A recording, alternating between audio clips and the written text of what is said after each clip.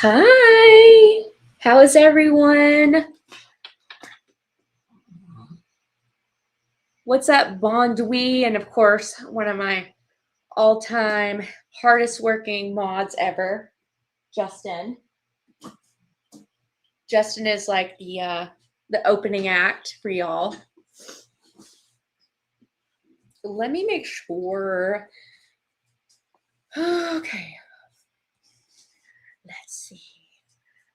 Let me make sure they're right.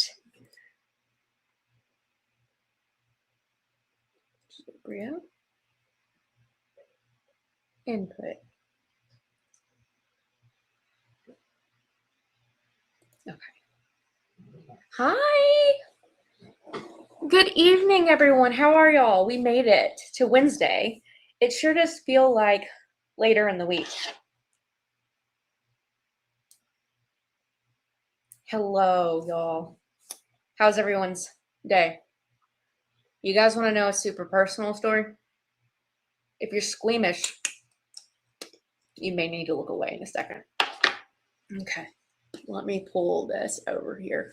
Actually, let me upload some things for tonight. You want to hear it? Okay. I'm going to show you a picture, but let me upload this stuff first.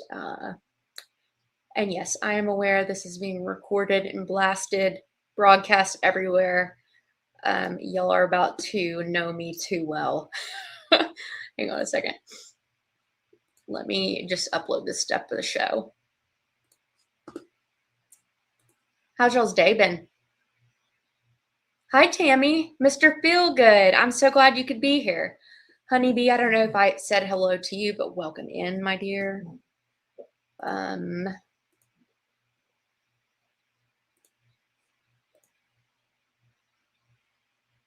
about to have story time.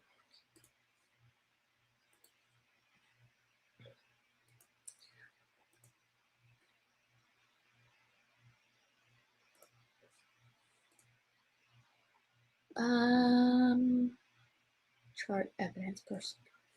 Okay. All right, I think we're good there. You're pissy? Why are you pissy? You're allowed to be sometimes. Everyone. Some of us are just pissy by nature, okay? I actually am one of those people. I don't know. I just deal with it. But I fully accepted it. Let me put on my trusty glasses. Also, you can't find my email? Okay, it's just riogateshow@gmail.com until I switch it over to Proton Mail. I use Proton for work for sure. And anyways, long story short, I'd signed up for an additional account, but I think actually what it was is it was trying to channel the Rio Gates Gmail through it. Whatever, y'all don't need to know. Let me pull this camera closer. Hey, stop licking. We don't get hot spots in this house. We got one. You know, that's where they'll lick. We got one, and Neosporin, y'all, works wonders. I swear by Neosporin for everything.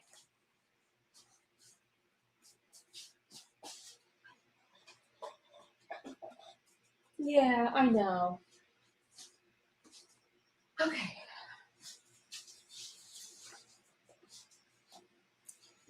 Yeah, I don't think I like that. It's a little bit too bright. That's a little bit too bright. We're doing some adjustments here. That'll be better. I know. Well, as we grow, we will get a more professional get up. But you know what? I'm here to deliver the facts, and that's what y'all care about, which I love. I could never do a pre-recorded show, you guys, because I have to be able to interact with you, and I hate edits. I tried to do a pre-record one time, and it was so dumb. I had to keep starting over. You get like a Siberian Husky and go, oh, yeah, you like to go. Oh, let's see. Yes, Neosporin is legit the best. Also, BC powders for headaches. I swear by it. It was my grandmother's choice. Aloha, Orion. So I know tomorrow is like an open field day because Candace and Baron aren't going to be here.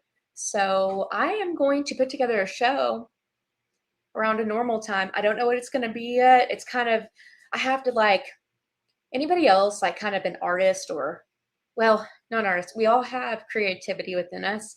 But for me, I have to like be inspired to do something. So it's hard for me to know what I'm going to do until that day, unless, well, then what happens is it takes the whole day to do it. But what was I going to say? Okay. I'm having to do 15-second shorts until I get 50 subs. It's hard to do. I feel as I can't talk right now. 15-second. Just do 15 seconds. It feels like that. It's like, really, just maybe you should just start live streaming. That's all I did. I was like, I am not doing all this other jump through the hoops editing, because I'm very good at making things look good. But I'm also a perfectionist, so I'm actually pretty impressed with my ability to just slap together these PowerPoint like that I show you guys, because if it were up to me and I had all the time in the world, they would be perfection. So this is, honestly, Tammy, you should just rip off the Band-Aid and go live and just put it out there. Oh, Mr. Feelgood, are you serious? I make this look easy? No. I mean, thank you. Thank you. But yeah, drop Tammy's link for sure. You can't live stream until 50 subs. Oh, really? Okay, everybody go give Tammy a follow. Really? I was able to start live streaming, I think. Here, Tammy, let me hang on. I'm going to let me grab a pen and paper so I can write yours down, because I don't think I can leave the show. Oh, sorry, baby.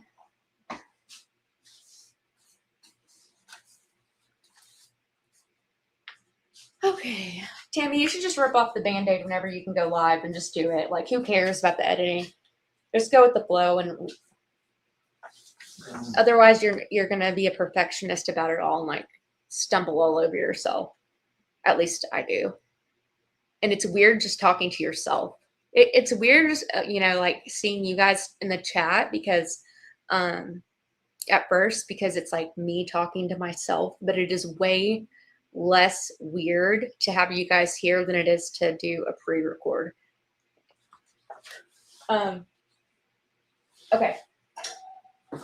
So story time as everybody comes in here. Moose? My gosh, y'all. You guys have dogs and cats that are literally right under your feet. Not that I don't mind, but I always worry about running over his tail. And then my girl dog just does whatever she wants. I don't even think y'all have seen her. She doesn't like to come in here. I think it's because she didn't really like my brother very much, and I have my brother's ashes in here. So we joke about, I think she doesn't come in here for that reason. Okay.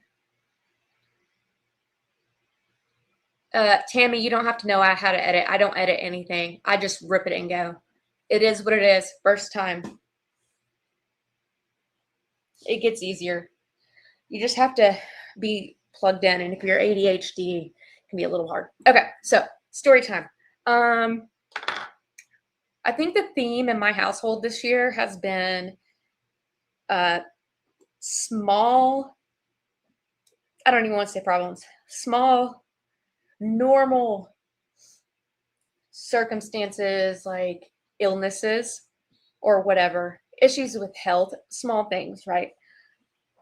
That would normally be just fine, have spiraled out of control, like those really weird stories that you hear about like someone dying from a cold or something like that. So it happened earlier this year with my dog, who yeah, I had this whole trip planned in Nashville and everything. It happens every single time I plan a trip and I book everything out in advance and pay for it. Um, but my dog was having number two, and it was weird because, you know, diarrhea problems. I'll just say it. I don't think I can get kicked off of YouTube for saying diarrhea. So hopefully. Um, and as a dog mom, I know usually that's called like garbage gut. He probably ate something, but it was about to be, oh gosh, it was like a Saturday. It was, yeah, Saturday before Easter Sunday. And I thought, okay, I need to take him in. It was Saturday, so I need to take him in because it's not going to get better over Sunday. And then by Monday morning, when I took him to my normal vet, he would be dehydrated. You know, that dehydration is a problem. Anyways, I took him in to the emergency vet, which is insanely expensive. You guys, if you have a pet, you need to get pet insurance. It has saved my ass a lot. It did not save my ass this time because I had let it lapse. I thought I had it, but I didn't, but it's okay. Whatever. And they couldn't figure out what was wrong with him. And so they sent him home. He was fine really, but they gave him the wrong medication. Oh my gosh, they gave him the wrong medication. And it spiraled out of control. He was so like ill that during the week, by Monday morning, I took him into my doctor because he just was not feeling good. And they literally had to keep my dog on an IV all week. So I would go, for most of the days, I would go to my vet and like drop him off in the morning and then bring him back home, because at first they couldn't get me to take him to the overnight vet to leave him there so he could stay in an IV overnight, because I'd had a really bad experience with them. But all the vets in the area rotate and work over there. So finally they were like, he needs to be on an IV overnight too, and I'm going to work over there tonight. So it'll all be good. And I was like, all right, that's fine. Anyways, it took an entire week of IV fluids and them trying to flush out his, like they gave him an enema. They couldn't figure out what it was. And I don't know, he ended up being fine, but it was funny. This is just an example of how this is transpired in my house. It was funny because, so my dog is almost 10 and he's not neutered and he has huge, whatever, they're normal size, but he's a big dog. And they did the x-rays, you know, of him and everything. And they were like, man, for such big, you know, cojones that he has, he's got a small. And I was like, don't tell him that. Oh my God. He's got such confidence though, y'all. Okay. Bonnie, if you need a new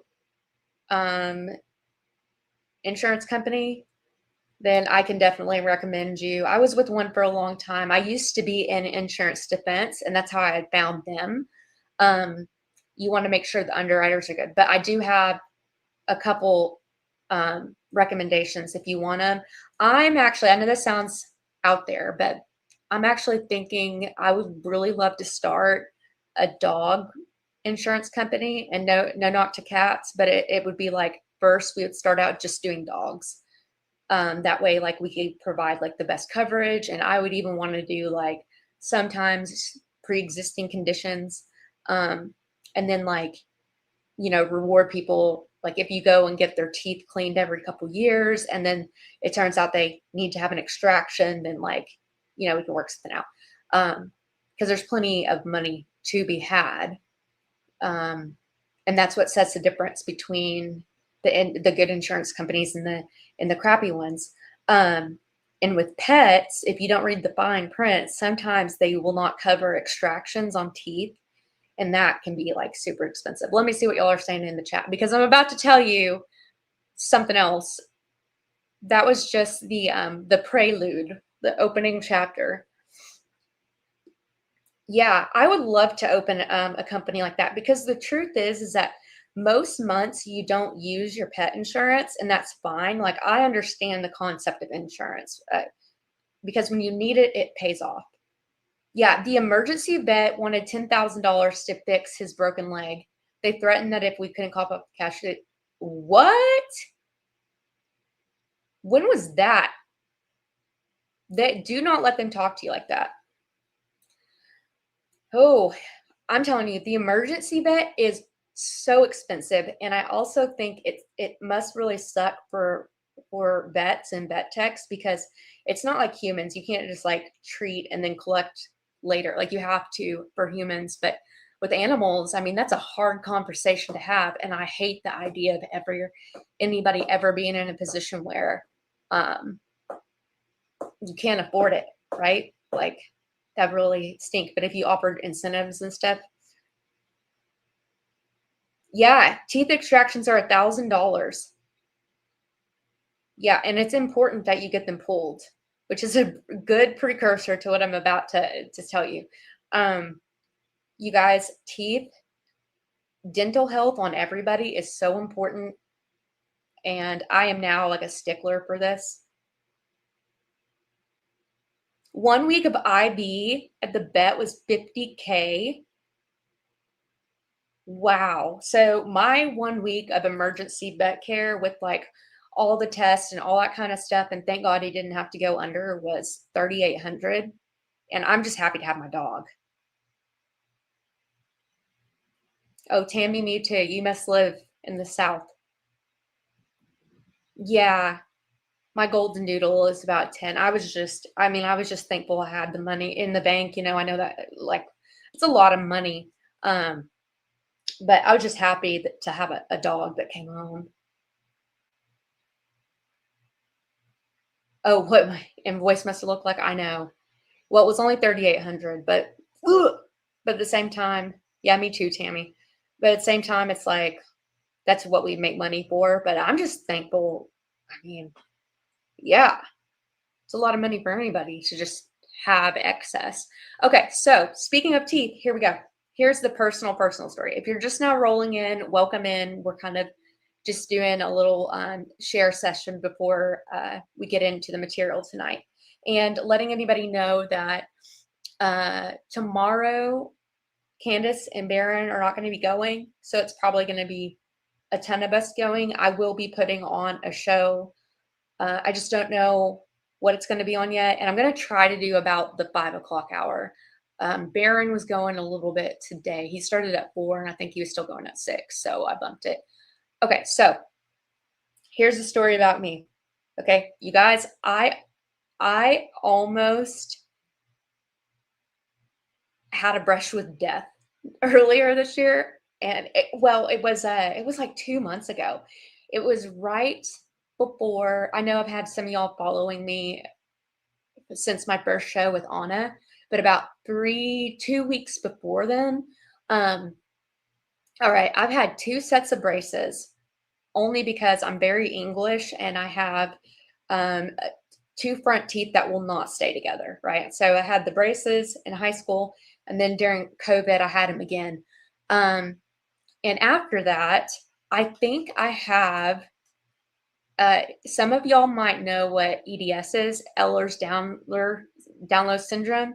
Okay, I don't have that, but there is a form of it which is periodontal, and there's not a lot that's known about it. In fact, like most dentists and such, like aren't up on it. So I do think I have that, and it's like a connective tissue thing. And I think that's why my teeth will not stay together. And I'm telling you, ever since I got the second set of braces off, my teeth have broken like 10 sets of retainers. And at first he thought I was just crushing them, but it kept happening in the same spot, right? And I have to wear my retainers 24/7 pretty much for my teeth to stay together. It is that bad. They move, they're so mobile. Okay, so I've never had a cavity. Something like that. My teeth were always like really good, but when they're moving around that much, they get really like irritated and you can have recession. So just orthodontics alone kind of did some of this, but about the time I was telling y'all a couple months ago, I do a lot of preventative care in my life, whatever. I had one of my back molars, and I've never had wisdom teeth. I think I have one, but the other three don't exist. It's like a weird that thing's genetics too. But I grind a lot, I guess, or I clench my teeth. So no, I mean it was no wonder that my back molar over here it was cracked. And so my dentist was he's an orthodontist and a PA. He's very good. He was like, "Hey, well, let's go ahead and fill it." And I'm thinking, "Okay, that's fine." So I go in and I fill it. No big deal. It's super easy. Um, and then about 2 weeks later, I am in excruciating pain almost overnight. It feels like my mouth is going to explode over here. And I called him and I was like, "Hey, can you take a look at this? Because I am not kidding. Like this came out of nowhere. It was 2 weeks." And he said, "Yeah, come on in." And he said, "Let's redo the filling. Maybe it's the material I put in there. Maybe it irritated your tooth." And then he got me in there and he's redoing the filling. And he said, "We'll know overnight if this worked." And I was like, "Wow, okay." And he's like, if it doesn't work, you're gonna have to go get a root canal." I said, "Okay, whatever." So whatever. I mean, it is what it is, right? And then overnight, it was so bad, you guys. This whole half of my face, right in here. Hey, welcome in, everybody. I'm just telling yeah, Keza, I feel you, girl. I feel you. I'm so sorry. So I'm just kind of telling y'all what happened here. So next morning I get up. He's booked, so he can't do it himself. So he sends me to an endodontist, and I'm just hurting really bad. And I get up there, they prep it and everything. And honestly, whatever. If you're in dental pain, I don't know. It's just I'm squeamish with some things, but like dentistry work, I'm not because I've never had a bad experience. So I'm like chilling out. The root canal was easy. She was amazing. And I know enough about medicine that like she told me, she was like, "Okay, well, what it was she said what happened was you got bacteria in the crack of your tooth. And so whenever he plugged it up with the filling for 2 weeks, that bacteria multiplied and it had nowhere to go because apparently you have like tons of canals, like 6 miles of like little fibrous, it's like spongy bone, like in your teeth. And she said, so it's been basically multiplying and it was very angry. She was like, that bacteria was very angry and it has been like pushing out, with nowhere to go. So it was like pressure. No wonder you felt like it was going to explode. And it ended up being, so this is not the end of the story. I knew it was strep. So when they do biopsies of root canals, you guys, they can like test it and see what it was. I knew it was strep because 2 summers ago I had gotten strep throat for the first time ever.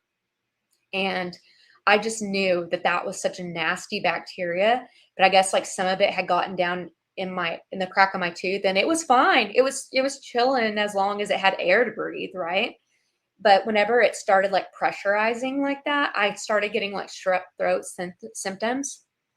And so here the story goes on. So I knew enough about medicine and she had ordered me to the to the pharmacy, the combo of amoxicillin and another one, right? Oh, and up to this point, I had ended up with a ton of antibiotics. I got 2 shots of antibiotics in my ass. because they were worried about this. And then, so she sends it to the pharmacy. I get to the pharmacy and it was just amoxicillin. And I'm like, I know she told the staff to like order something else, but whatever, I'll take it. Well, overnight, my face also exploded again. I ended up in the ER with nearly with sepsis, y'all. Nearly with sepsis. I was close. I was very close. And first time in my life I'd been on morphine, and that barely knocked out the pain. And I was like, this is what I've been afraid of my whole life. Anyways, that finally went down. It took like, a whole round of antibiotics to work it out. And that's fine. So then here I am, and he hadn't crowned my tooth yet. Yeah, sepsis is terrifying. And like I said, my household theme this year has been like the smallest things have turned into the craziest. So they did that, and then he was like, well, we'll put a crown on it eventually, whatever. And I'm thinking, I did this research and I was like, no, I want it extracted. I want it gone because it just like harbors bacteria. I know too much, and there could be some dental professionals in the room who disagree with me, so I'll just say less. So I was supposed to go in next week to get just my temporary cleaning or whatever, and he was gonna, tee me up for not a root canal, but for a crown. And last night I was like chewing on gum, and I felt this crunch, and I was like, what? So let me show you guys. You guys ready for a picture? Okay, watch this. If you're squeamish, don't watch. Hang on, is my phone dead? Okay, we'll let my phone fire up. I think my phone may be dead though. We'll see. You want a picture? Okay, let my phone turn on. So anyways, that's the first 30 minutes of yapping in here. Okay, let me go ahead and get started on this program, and then what I will do is at the end of the show, I'll show you the picture. How about that? Oh, it's so bad. You're just gonna have to wait, Justin. My phone is basically dead. No, it's not. Okay, hang on. Let's do the picture real quick. Sorry for all of our first time viewers, or you're welcome. We normally just hop in and get started, but okay. I cannot believe I am showing you guys this picture. Hey, Cryptic, hey, what's up? I cannot believe I am showing y'all this picture. What in the world? Okay, look, it's not the worst. It's not the worst, but this is what happened this morning. Can y'all see that?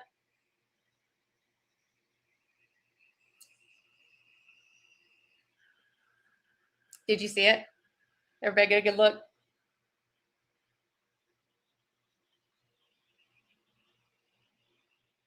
Okay, no more showing that. Okay. So anyways, I went in this morning and he filled it. Yeah, I bet it is. So anyways, it looks kind of cool though. No, it doesn't hurt at all because they did a root canal, so I literally feel nothing. Which is great, wonderful. But listen, I did a lot of research on root canals. Like I am just a lawyer. I am not a dentist, but I do think that you should just get the things pulled because they harbor bacteria and they are linked to breast cancer on the same side that you get your wherever you have it. And I mean, if you think about it, it's a direct shot to your bloodstream. That's why they say dental health is directly connected to cardiovascular health too. Oh yeah, it has not been hurting at all. So today, yeah, it is. And what's crazy, Kate, is I have done so much preventative work. It's crazy. So this whole thing started because I had a tiny crack and we were like, yeah, let's go ahead and bill it.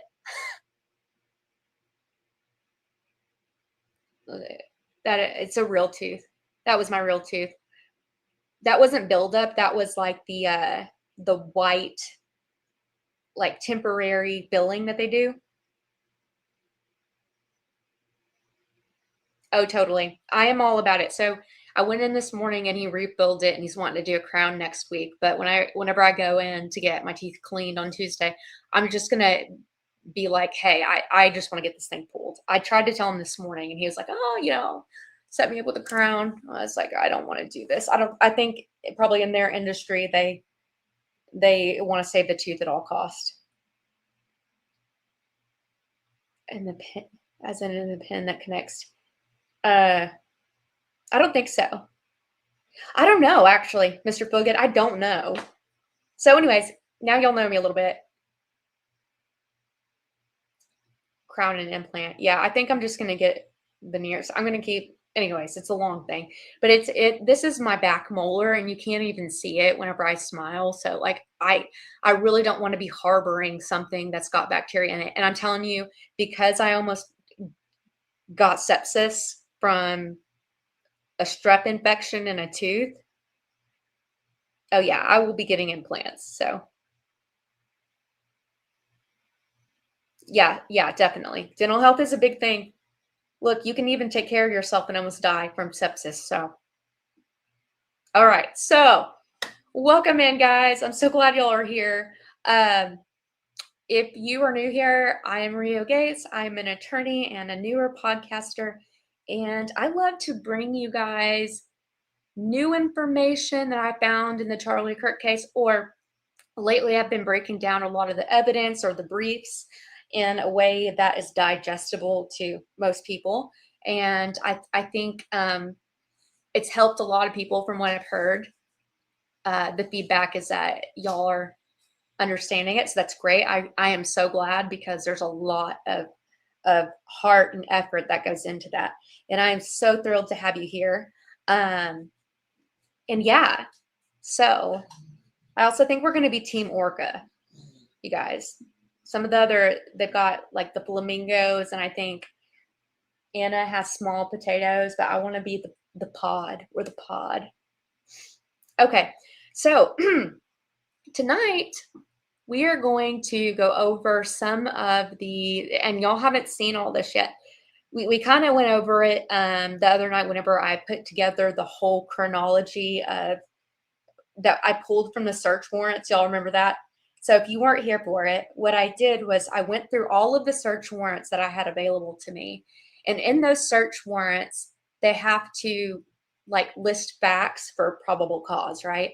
So knowing that they were all kind of doing the same investigation, what I did was I pulled all of everything that everybody had said and I pieced it together so that we could kind of get a layout of the narrative per the feds. Well, oops, I shouldn't say that. Okay. Per law enforcement and what they were saying. Yeah, Team Orca. My orcas, I love it. Killer whales don't even kill people. I know, I love it. So, listen, elephants are like the orcas of the land. So let's do this. Evidence and what they haven't said. In real time, whenever we were going through the chronology the other night, we came across a couple things in real time because I had been putting it together, and I'm reading through it. But whenever I was sitting here and digesting it with y'all, I was like, oh my. So some interesting things that we found. Let me also turn on the comments.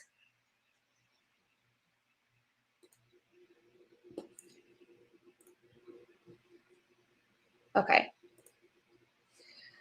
Okay, so some of you may remember when we got down to the part about the Ring camera, it's actually the Nest footage. I was stumped and you guys were stumped too because we had two little clips. Clips, I mean like little paragraphs where I had put them in and not really internalize them. And we had different times that they were talking about nest footage, right? And we were like, okay, what is going on here? You guys, I think there is, I will not say the F word, but there is effery afoot. And let me tell you why, because I pulled those two. There are two different narratives for the nest footage from Mrs. Noble.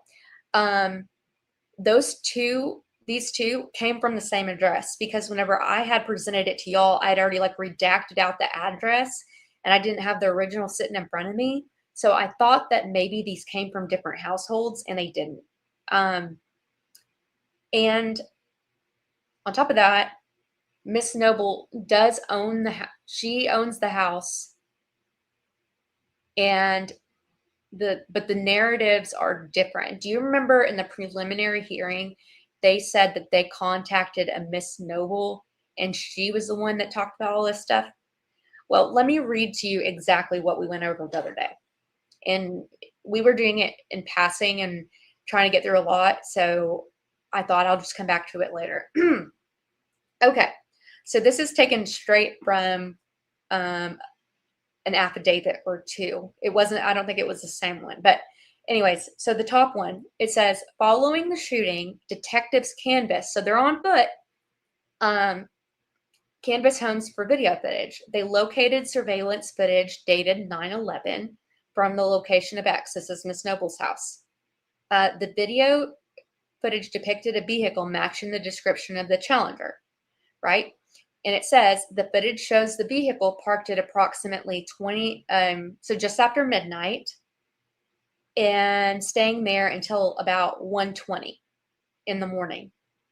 During this time, an individual is seen getting out of the vehicle and walking from the area before the person returns, getting in the car and leaves. Okay, so that's one thing, right? I believe that is what they tried to tell us happened at the preliminary hearing.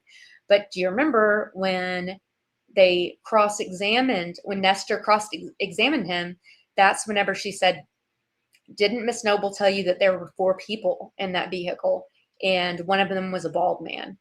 And he said, yes.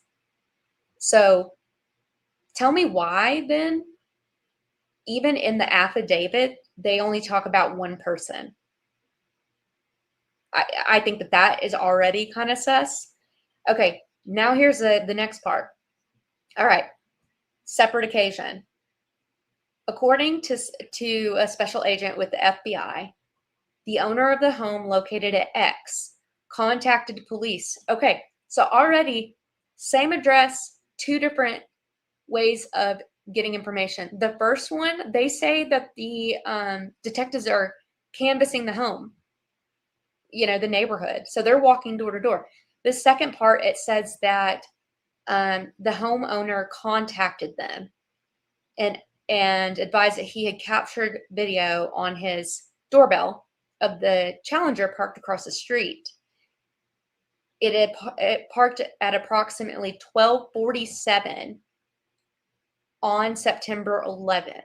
And the way they write this, 12:47 is like noon 47. And then left at 1:35. But the way that they write 1:35, that would be 1:35 a.m.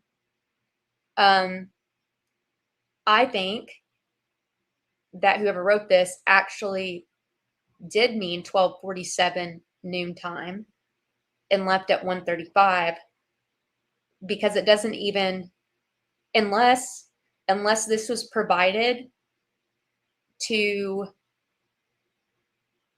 maybe they didn't realize the former was included already. Because if you consider 12:47 was supposed to be 00:47 and then 1:35, and you transpose it on the time on top, it shortens the window. Well, it actually scoots the window. That's what it does. Yeah, it scoots the window. It shifts it. So I don't know what's going on here, but one, they've got different times, and I think that the person who wrote the second one meant it to be midnight, and that scoots this time frame over by like 15 minutes. Oh my goodness, hang on. 33. If you add, what's 47 minus 23? 24. Yeah, I'm not sure.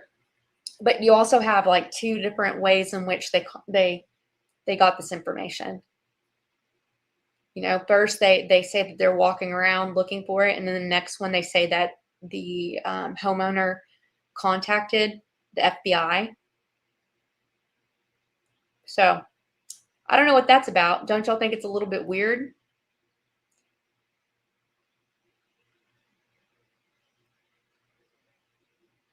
It had to be because of the date. Yeah. Well,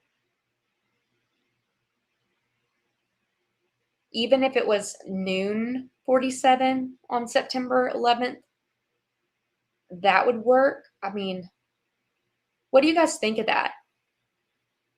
I think it's a deliberate.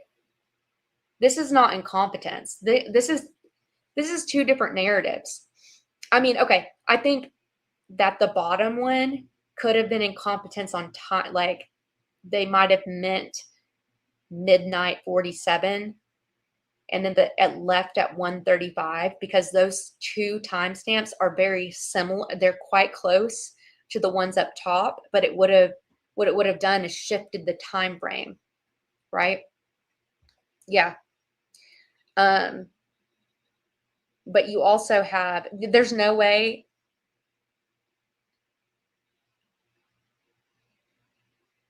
It's almost like the one that came in later, like the second one. You just don't get, you're not, if the second one is supposed to actually be the first one, right? You don't get the time messed up like that. I think it is sus as hell. What is going on with this, you guys? Does this not, I mean, yeah, it's that it's two different narratives too. In one, the homeowner is contacting them, and in the other one, they're walking around looking for footage. And I do think that they meant midnight 47 and 1:35. Somebody wrote that wrong. I think it was done to shift the time frame over.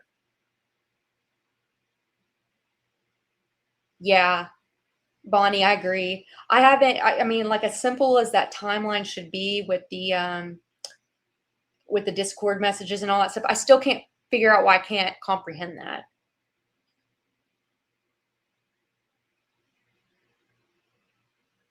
Yeah, I think it's on purpose. Um, Very weird. Also, on neither one of them, notice like on the second one, they leave out details. So if it was supposed to be in place of the first one, like maybe they didn't know that this first one actually got included in an affidavit anywhere. Maybe they didn't know it was included. And so they're like, okay, we need you to call in and report it, give these times, and don't say anything about who was seen.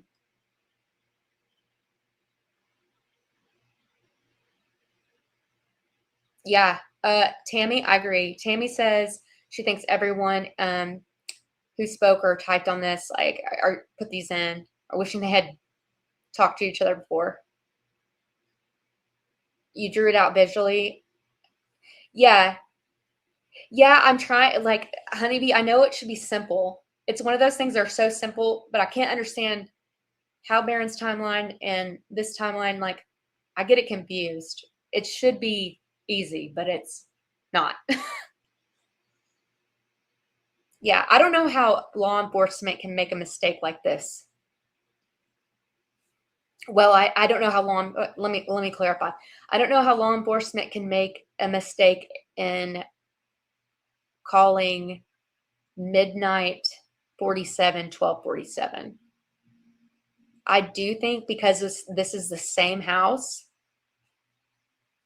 that it would be different. This is why I went back to look at which addresses we had.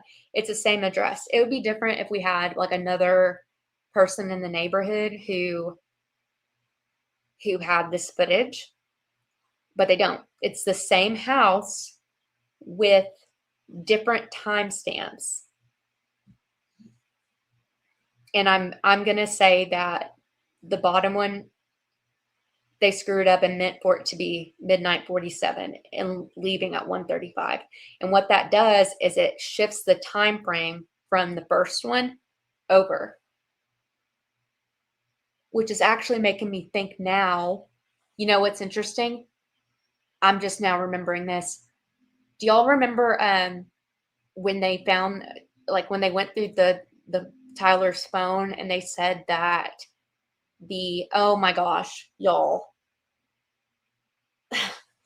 They said that they found the GPS for Google Maps and it started at like 1:37 leaving from this area going back to their house. So could it be that they shifted this timeline on purpose?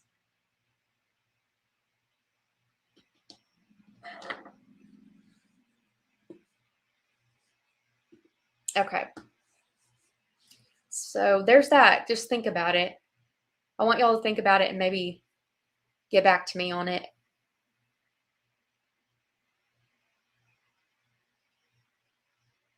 Okay, wait, what are y'all saying about the house?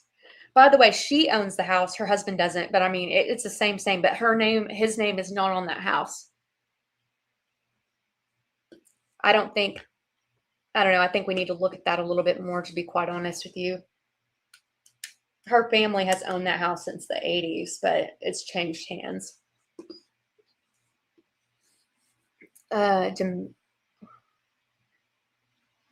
She said she was demoted for. Justin, what are you saying? Okay.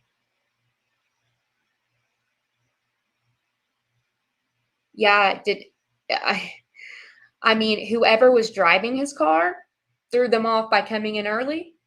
Because do you remember the footage at the preliminary hearing was sliced into 4, and it was a bald man and 3 guys, or 3 people. So if they were like, "Hey, we need you to call this in and give us a clarifying statement," you need to change the time stamp on it, and also don't say what you saw.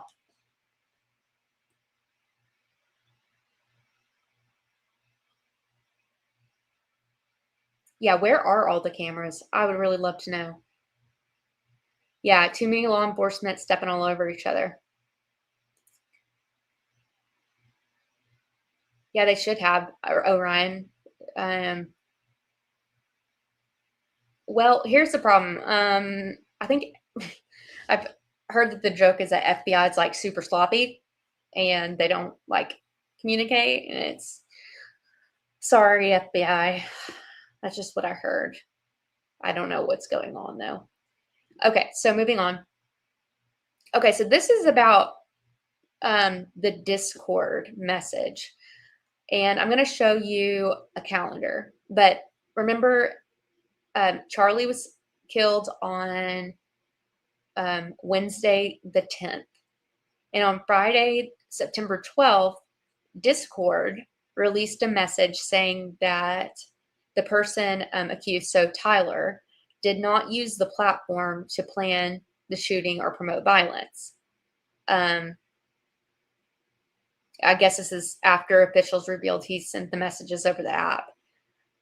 Let's see. They go on to say, and I've just pulled a couple clips. In the course of our investigation, we identified a Discord account associated with the suspect. The but found no evidence that the suspect planned this incident or promoted violence on Discord. You know what's also odd is that they don't say like whether or not these things were said on his Discord. Like, anyways, I'm assuming that maybe the messages were there. But anyways, the company said it has removed his account for violating its off-platform behavior policy, which sets rules about harmful activities that occur on other online platforms or in the real world. Okay. But look at this. Okay. So we have Charlie going down on the 10th.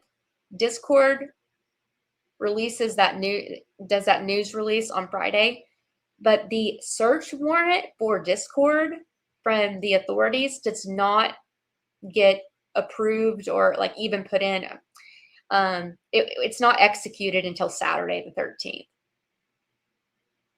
So what was it that they were able to recover, especially if Discord shut down the user account? I mean, I'm sure that they can go back in there and get information, but like, why did Discord come out already on Friday and then say that they shut down the account, but then the law enforcement doesn't even execute a search warrant until the 13th? You guys think that that's odd? Just something about that just doesn't, it's just not tracking with me. I don't think there's anything nefarious with Discord, by the way. I don't think that that's it.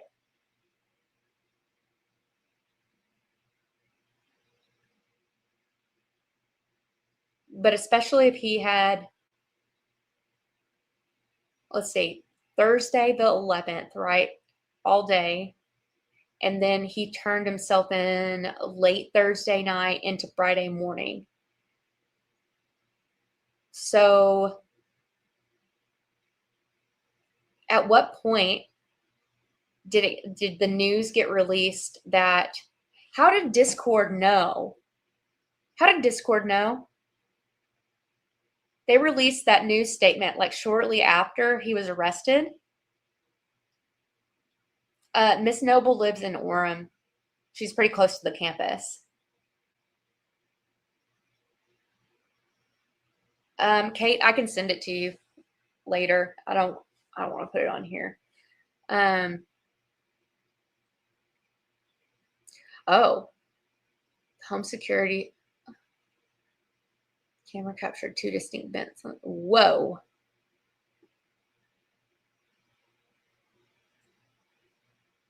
Oh my gosh, honeybee. What?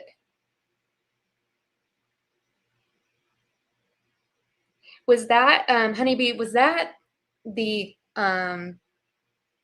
daylight footage though of the guy walking back and forth? I think that that's what we've seen, right? But this one is supposed to be the one in the middle of the night.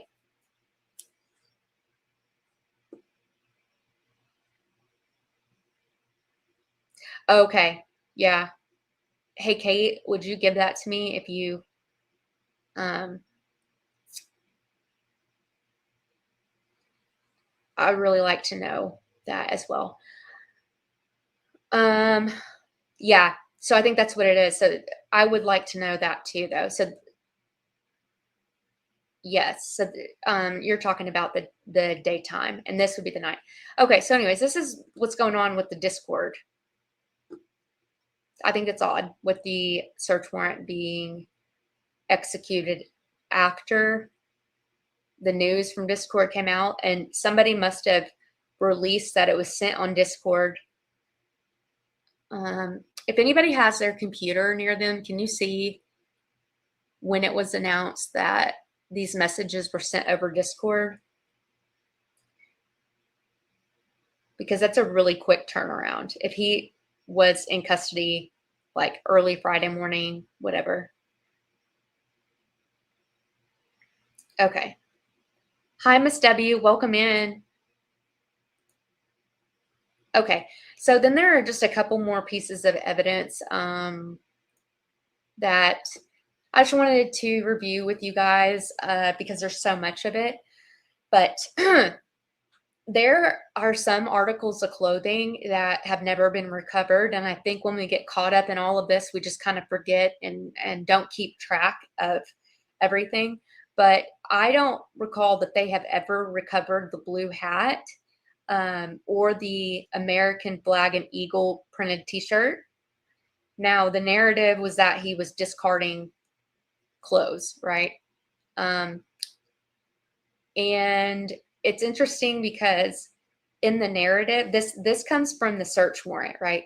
They say he is carrying a dark colored backpack. And that's, I thought, like that was fair. I was like, that's fair. But when Agent Hull at the preliminary hearing said he's wearing a blue backpack, I thought, how can you tell that that is blue? Well, it's funny because when they executed a search warrant at the apartment, a blue backpack was located. So how convenient that the narrative went from being a dark colored backpack. And we don't even know if these are the same backpacks, right? This is just from the probable cause and the search warrants. But yeah, one says that he's on camera with a dark backpack. And then the other one says blue backpack. So Agent Hull would have already read all of this stuff before he went and testified at the preliminary hearing. And it just so happens that in this backpack was a bunch of bomb making material. Or that's what it looks like. Now, I think Justin or somebody else did say in the chat yesterday that they discount the fact that he was an electrician because he had wire cutters and stuff. But he's got like PVC pipes. And it's interesting to me because when we went over the inventory list, which we can do again in a second, they say that they took a backpack, but they didn't even confiscate the PVC pipe.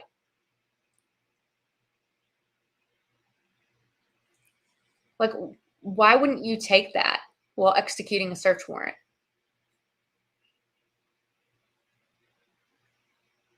Yeah, except they want you to think that PVC pipe, let's see. Well, the thing is they said that they also observed a Raspberry Pi computer chip. These are commonly used to activate or set off explosive devices. So even if it can be explained away, when they're writing this probable cause statement, they are connecting it to a bomb, but they don't even list it on the inventory. Okay. Gotcha. And then I just wanted to talk about the quick quack footage. So we know that he was seen, let's see, the Google Maps on his cell phone shows that he had a route plugged in, and it started at 12:46, so about 23 minutes later after Charlie had died. But that the starting point coordinates were at the Mountain Shadows Shopping Center. So, like, why haven't they pulled footage from the Mountain Shadows Shopping Center? Either the parking lot or the stores to see whether he was there. I mean, I think somebody else was driving his vehicle, to be quite honest with you. And it could be, I mean, we don't really know. Maybe that person got out of the car and went into the store and bought new clothes. So let me see. It says, yeah, the starting point was at the Mountain Shadows Shopping Center. And then to the quick quack Quick Quack car wash. Okay. And what they did was they obtained records and video footage. And I have no doubt that, like, if the car was there and they're saying that the license plate was there, it was there. But like, what about, why haven't they released the footage of that? Why haven't they released more surveillance? What about how he paid? Did he pay with a card? Because to me, it really does seem like somebody else had his car that day and was driving around, and whoever it was like, you know what, I just committed a crime. I think I'm going to go to the Quick Quack. Or he's supposed to be spotted at the Quick Quack. But look, we just had a probable cause hearing, and they didn't show. If this were him, you guys, they would have shown this footage, or shown him like walking into the shopping center, or shown the footage from the mall parking lot. Or why also didn't they pull his bank records? Anybody see that? Anybody see any? I haven't seen a search warrant for any bank records being pulled.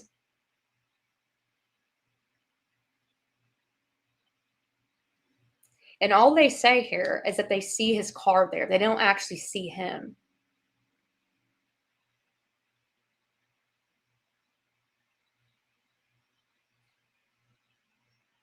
Yeah.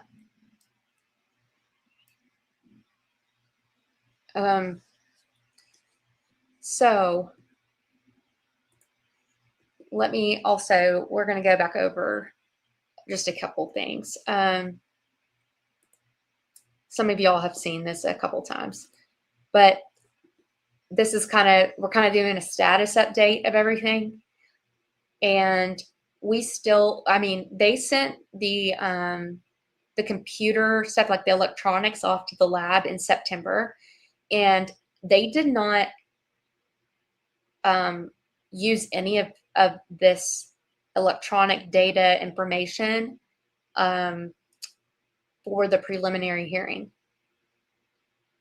And whenever I was thinking about the clothes that they confiscated, the clothes that they haven't found yet, I was like, let me look back at that. Let me see what they took from the house. So of course they've got sunglasses, blue jeans, Converse shoes, and they have a Hurley hat, but they don't say like it's a blue Hurley hat. They definitely don't find a black shirt. And why didn't they? What about the sunglasses? If I really thought this guy had done this and I found sunglasses that matched whatever the guy was wearing on the footage, I would have used that in the preliminary hearing. Let me see, was there anything else on here I was thinking of? Okay, so on here, you can see backpack. You don't see the PVC pipe, the stuff with the bomb making stuff, whatever, wire cutters. And you could think, oh, well, maybe they, just wouldn't list it. That's not how that works. Like, you would list it, just like you list out everything else here. There's a plastic bag with a bunch of cartridges. They're specific there. And if y'all didn't catch it last night, I do think it's odd that they got the buccal swabs from Lance and Tyler's parents at the apartment, because we never knew about any of those people being there. We still don't have the dash cam footage back. And yeah, and then the personal property that was seized at the Robinsons. I don't think that they did a search warrant for those phones that were found, or the laptop. It doesn't show that they were sent off. So it's like, what's the status of that stuff? And then we covered this last week, and this is just about the car. I think that the car was an illegal search and seizure, and I think it was done on purpose, quite frankly, you guys, because they swabbed the steering wheel and the handles. And of course, we don't have that information back. So in my mind, if I was trying to get my people out of this, whoever we had hired to do this, I would have made it an illegal search and seizure, so it never came into evidence. But they list other things on that they took from the car, the inventory from the car, but they never listed the vehicle itself either as being taken into custody. Just wanted to remind y'all of that in case you missed it. It's just very sloppy. That's not something you do. In here, so they had issued 2 search warrants, right? The first one they had issued on the morning of the 12th around 10, but they had already shown up to the apartment by 8. So they knew that the car was not there. They already knew that the car was at his parents' in Washington. But the search warrant listed St. George as where they believed it was, and it also did not include a VIN number, which is super sketchy because they should have had a VIN number. It's an easy thing to find if you have access to the database. And they already knew it was over at his parents' house. But that afternoon, they go over to the parents' house and then start searching and sees the vehicle and everything in it. And then let's see what it is. It's 2 days later that they like update this search warrant, and they say that all of this in both search warrants, it says that it was executed on the 14th, and that's not true because we have pictures of them taking the vehicle and searching it and seizing it on the 12th. So the record keeping is bad, and there's a reason why like affidavits and search warrants have to be very specific.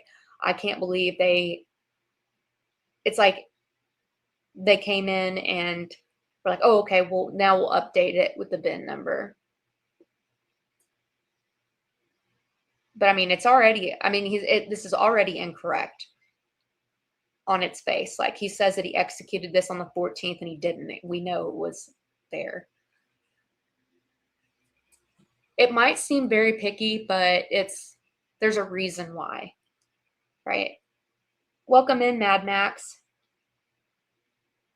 Why so many lights? I don't know. Well, I think I know.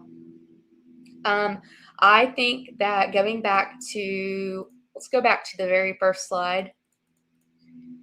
Now that we've kind of talked about this, the 2 different Ring camera, Nest footage, it really does seem like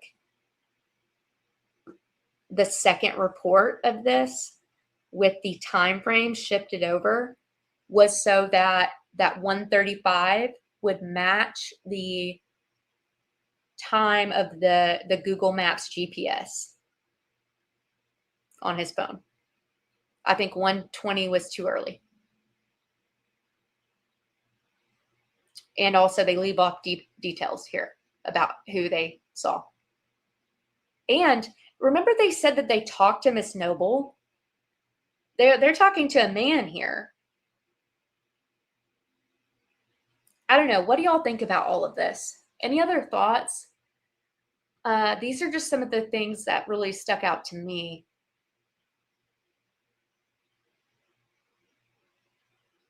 Okay, awesome. Thanks, Kate. Thank you. Thank you. I mean, why so inconsistent? This really bothers me. This right here really bothers me.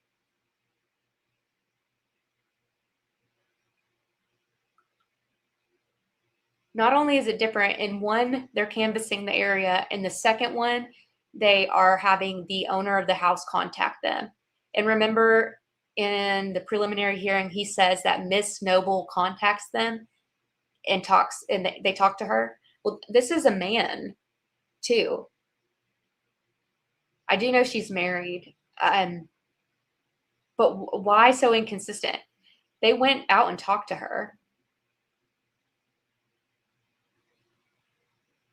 Oh, Ronan, great. Thank you. It's the whole testimony. Yeah.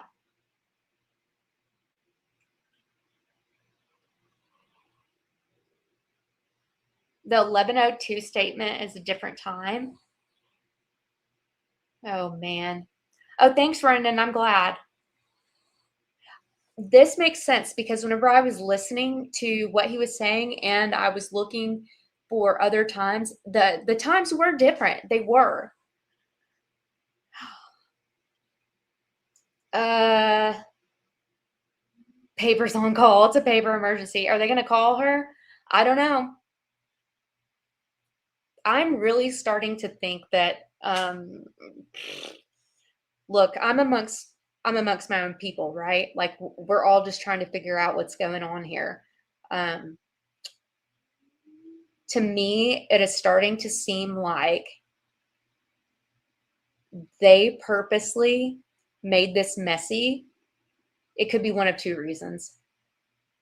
Well, it actually could be both in the same, but um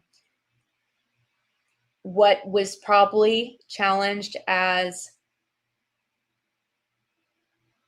a constitutional violation was the search and seizure of the car. I can just tell by the way it's executed. They don't mess up on things like that. The state of Utah, the FBI, they do not mess up on constitutional rights like that. So I think they did that intentionally. And this is just my opinion. Obviously, I do not know. But okay, let's just hypothesize. It wasn't Tyler that was driving the car all day. I think it was somebody else who had access to his car. Who freaking knows? But when they went and took prints of the door handles and the steering wheel, we never heard about that information. That never came back. And if it is true that it was somebody else driving and the authorities knew that, how do you get that away from the defense, right? How do you get that away from the defense? If I'm on the defense team and I see something that is an illegal search and seizure, that's a bait for me. That's bait because I'm going to be like, done. You're out. Like it's not coming in, right? And I'm not even thinking about the fact that maybe they screwed it up on purpose so that it doesn't come in. Yeah, they got rid of the SUV that Charlie was in. Set up to go to the Supreme Court. Wants to get rid of this preliminary crap in Utah. It does kind of feel like it's about to go up to the Supreme Court. And I'm telling you guys, if the judge rules that the aggravated murder charge is going to trial, this is going to the Supreme Court. This will go to the Supreme Court because, Kate, I don't think that you've been able to join all of them lately, but I know that you're on the same team, like same opinion as I am. But after going through all of this stuff, the defense did a really, really good bang up job on those briefs. And I mean, of course, they've got TPUSA, Blake Neff out there trying to tell people that, oh, because, they didn't offer any counter evidence or because they're not saying that it wasn't Tyler, that they don't have the evidence. And that's not effing how it works. This preliminary hearing crap is like their hands are tied behind their back. It would be a waste of ink because we have to take my poor people in the crowd who have listened to me say this so many times. We have to take the prosecution and their probable cause evidence at face value, regardless of whether it's true or not. And it does not effing matter if we have an alibi. We could have had an alibi and like completely, and it wouldn't matter. It wouldn't matter at the preliminary hearing. That's not what people don't get it, And I'm trying to stress that. And also, the defense does not have the opportunity to put on like evidence first at the preliminary hearing. It's really more so because the burden is on the prosecution. It's the burdens of theirs. Like really, the defense is like, all right, prove up that you guys have hit every single element. They're not going to help them do that, right? So really, the defense strategy is they let the prosecution open the door. And then if they open the door and they're going to present it into evidence, then obviously the defense gets to cross-examine. But really, cross-examining, because these people are testifying under penalty of perjury, that's the best they can do. That's the best the defense can do and can raise all these objections. But really, when it comes to evidence, as we've gone through a million times, the judge does not get to say, your evidence is better than yours. He just doesn't.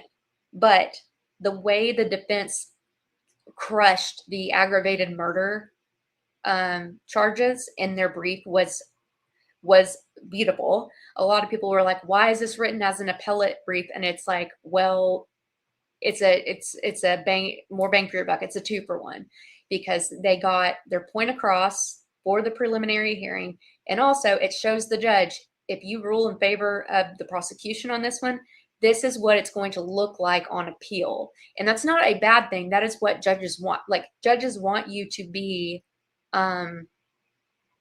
they want you to be thorough. And also you have to reserve it for appeal.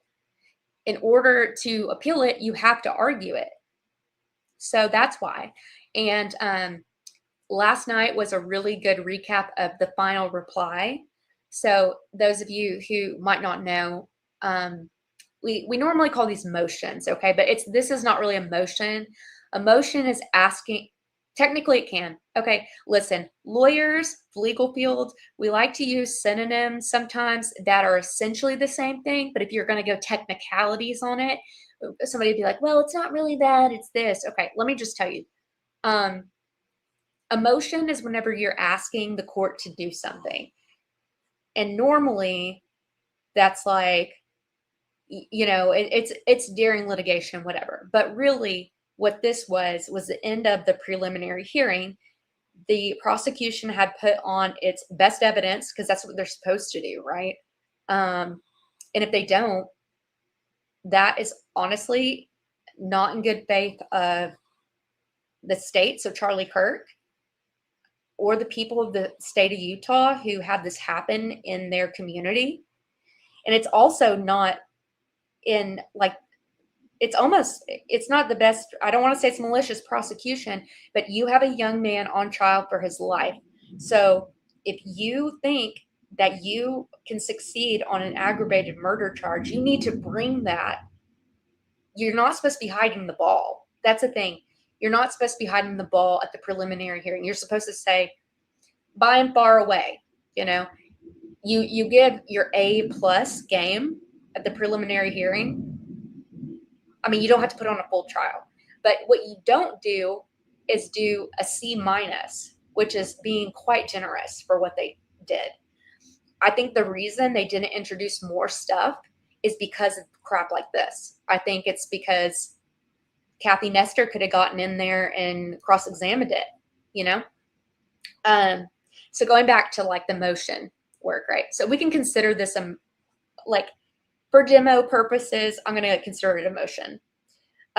We were at the end of the preliminary hearing. The judge says, okay, cool. I've accepted all this into evidence. I've heard all your, you know, your objections.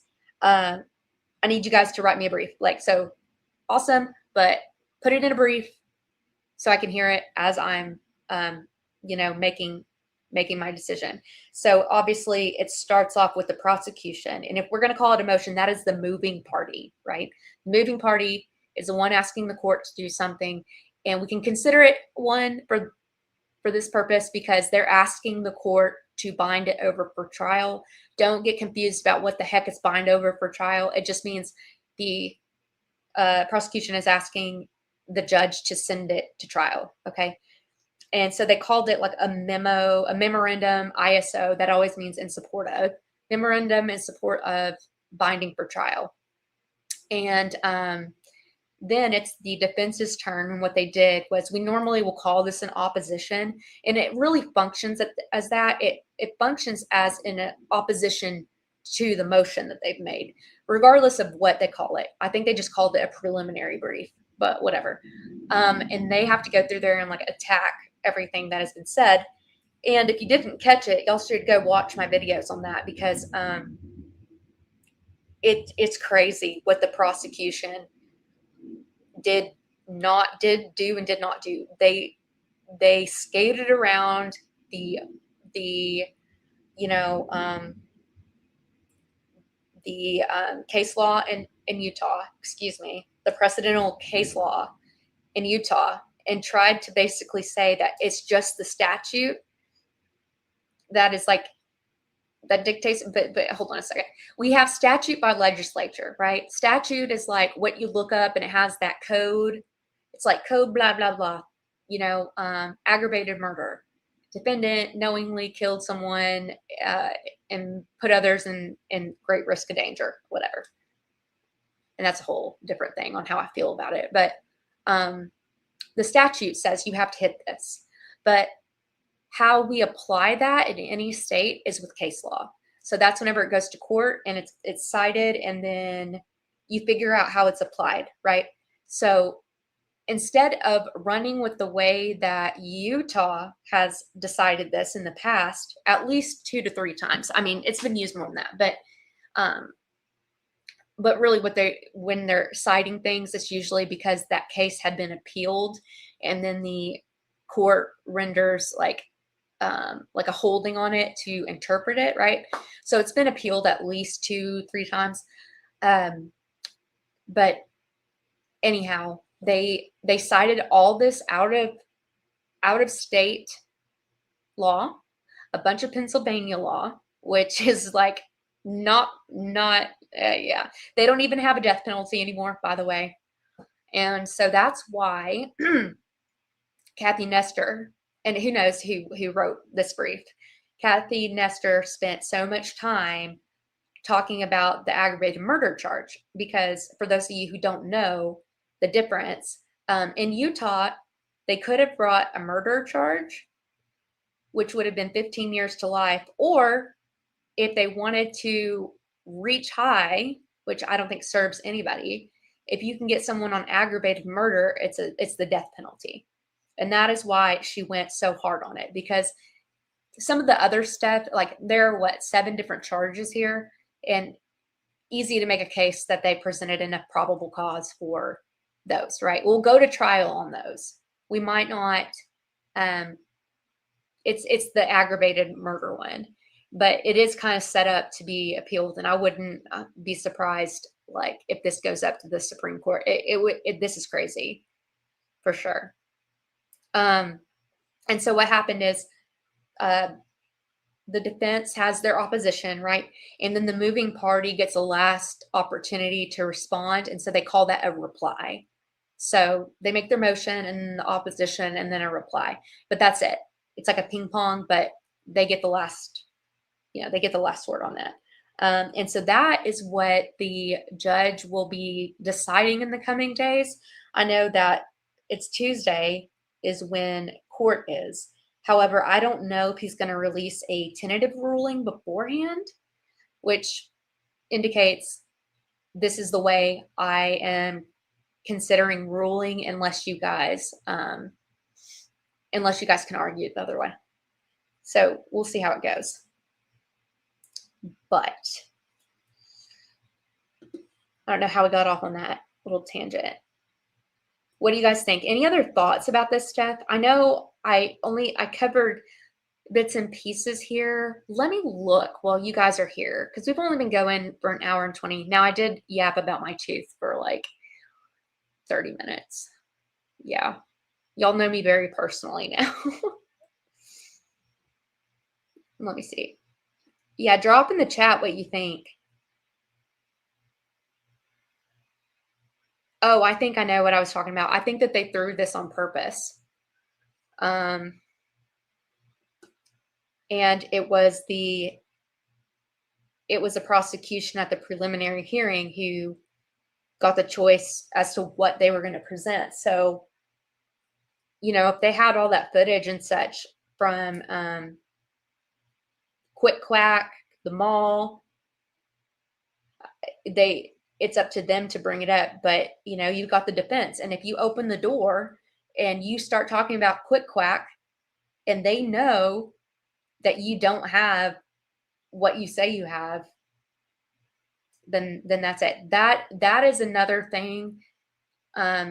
like from a lawyer's observation that I observed with this, is that when they weren't putting their best, evidence forward, to me, that means that they didn't want to open the door for it to be attacked, if that makes sense. So that tells me that their evidence is not very good. It's not like they're not hiding the ball. You put out your best evidence. The prosecution's supposed to anyways, and their goal is to seek justice, okay? Prosecution is there to seek justice. It should not matter to them whether, to be completely honest with you, their role is to represent the state and the victim. They should not have a stake in whether or not someone is actually convicted. I know that sounds counterintuitive, and like, of course you want it, if you're a prosecutor, you don't want to lose. But when it's people's lives, really what you should be aiming for is the truth. Like, you would hope that. You would hope that, if you're a prosecutor and you put out your best evidence and the defense shows you something that's just completely exonerating, you'd be like, all right, I am not personally vested in whether or not this man goes to jail. I'm just here to, as a conduit for justice, right? But unfortunately, I don't think that that's how it works. And, I don't want to make a blanket statement. I don't know this attorney, but the prosecutor, but I do know that a lot of what he was trying to rip up in the reply brief, it sounded like it was written by, honestly, Blake Neff. It wasn't, but it sounded like it. And they get a little bit too high on their horse in some of it. But the cases he was citing to, and he ran off with an argument that was completely irrelevant, by the way. But the cases he was citing to, he was actually the prosecutor on a couple of those cases. So, I mean, he would know better. But at the end of the day, it's not like the prosecutors, they get handed the case, and if they have to take it, they have to take it, right? I'm sure they're not happy about it. I don't think all players in this are, I cannot think that everybody in this is doing it for nefarious reasons. Somebody has to do it. They have to do their job, right? But I honestly think they should drop some charges. I really do. And I thought it was very greedy of them to go for aggravated murder, because the standard for aggravated murder, go watch the show from last night. There's just like so much there to get into.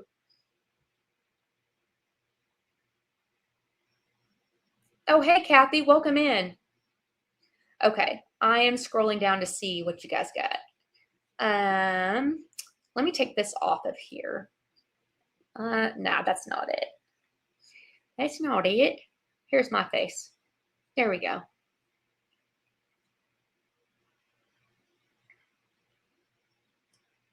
Happened to the fake messages now that they gave them actual proof of where Tyler was? What happened to the fake messages now that they gave them? So do we know that? See, I didn't catch Dilly's live tonight. Well, he was on X Spaces. I think he was going to take them. He was taking some kind of evidence to a Salt Lake City attorney. So I don't know. I don't know that what they have given them, and I don't know that they have been authenticated. Because you got to remember too, everybody has confirmation bias, and just remember how much attention places and people get for anything in this that comes up. We have to be very, very objective and circumspect and do the opposite of what just happened in the preliminary hearing. Like, preliminary hearing, you have to take the claims at face value, right? But I think here, when you're seeing evidence and text messages and stuff, you need to be objective about it and always hold out that it might not be true until they authenticate something. Oh, Twiggy is part of the setup for, yeah. Oh, I think it's his mother. I'll just tell you, I'm not shy. It is all fake and gay. Yeah. I don't know what the deal is with my readers, y'all. I'm gonna scroll up to make sure I didn't miss it. Okay, these young. Oh, this is another reason why I think they threw it on purpose. Okay. We talked a little bit about this, but George Zen, you guys, he should I bring up what, yeah, let me bring this up. Hang on. There's no reason I can't bring this up. We've covered some of it already. So Justin, you're just gonna have to sit tight, my bro. Justin's like, not this again. He just does not want, no, not him. It's like you do get to a point where it's like you're preaching the choir. I think I've done the whole preliminary thing like a million times. Like these are the boundaries, these are the standards. Like you cannot do more than this. So my people know, you guys. Let me see if I can find what was.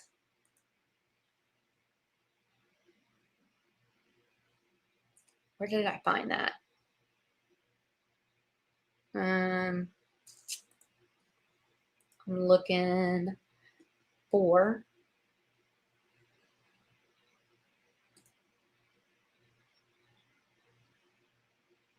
Is this it? Chart? No. Give me just a second, guys. Does anybody else have like anxiety trying to find stuff on your computer, even if you are super organized?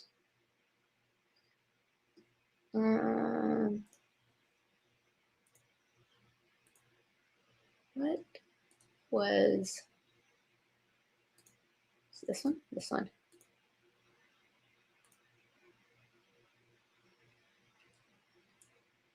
Is it search warrants? I think it was. Yes, here we go. All right. Let's pull this up. You went bowling? How did you do, Kathy? Let me also see if y'all said anything else. I don't want to I don't want to miss his mom, Rio presentation. Oh, really, honeybee? You think I should do that again? Okay, that's good feedback because I didn't know. I was like, first of all, I hate passing judgment on people. I really do because it's not that I don't necessarily want them to feel like judged. It's just that I don't want to say something wrong about somebody, you know. That one was a total vibe check, but I do think the fact that she got some weird stuff going on.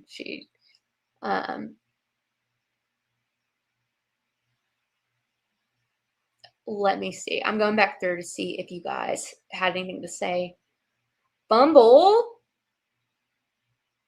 did you get the olive jar open? Hey, you guys, just so you know, fun fact to correct it, pickles should actually be olive because apparently it was a jar of olives.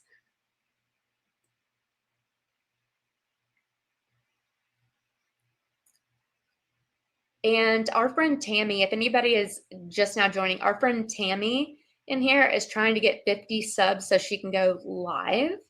If y'all don't mind, I mean, I'll follow anybody, whatever. If y'all don't mind to sub her, that would be awesome. I hand them out like candy as well as follow backs.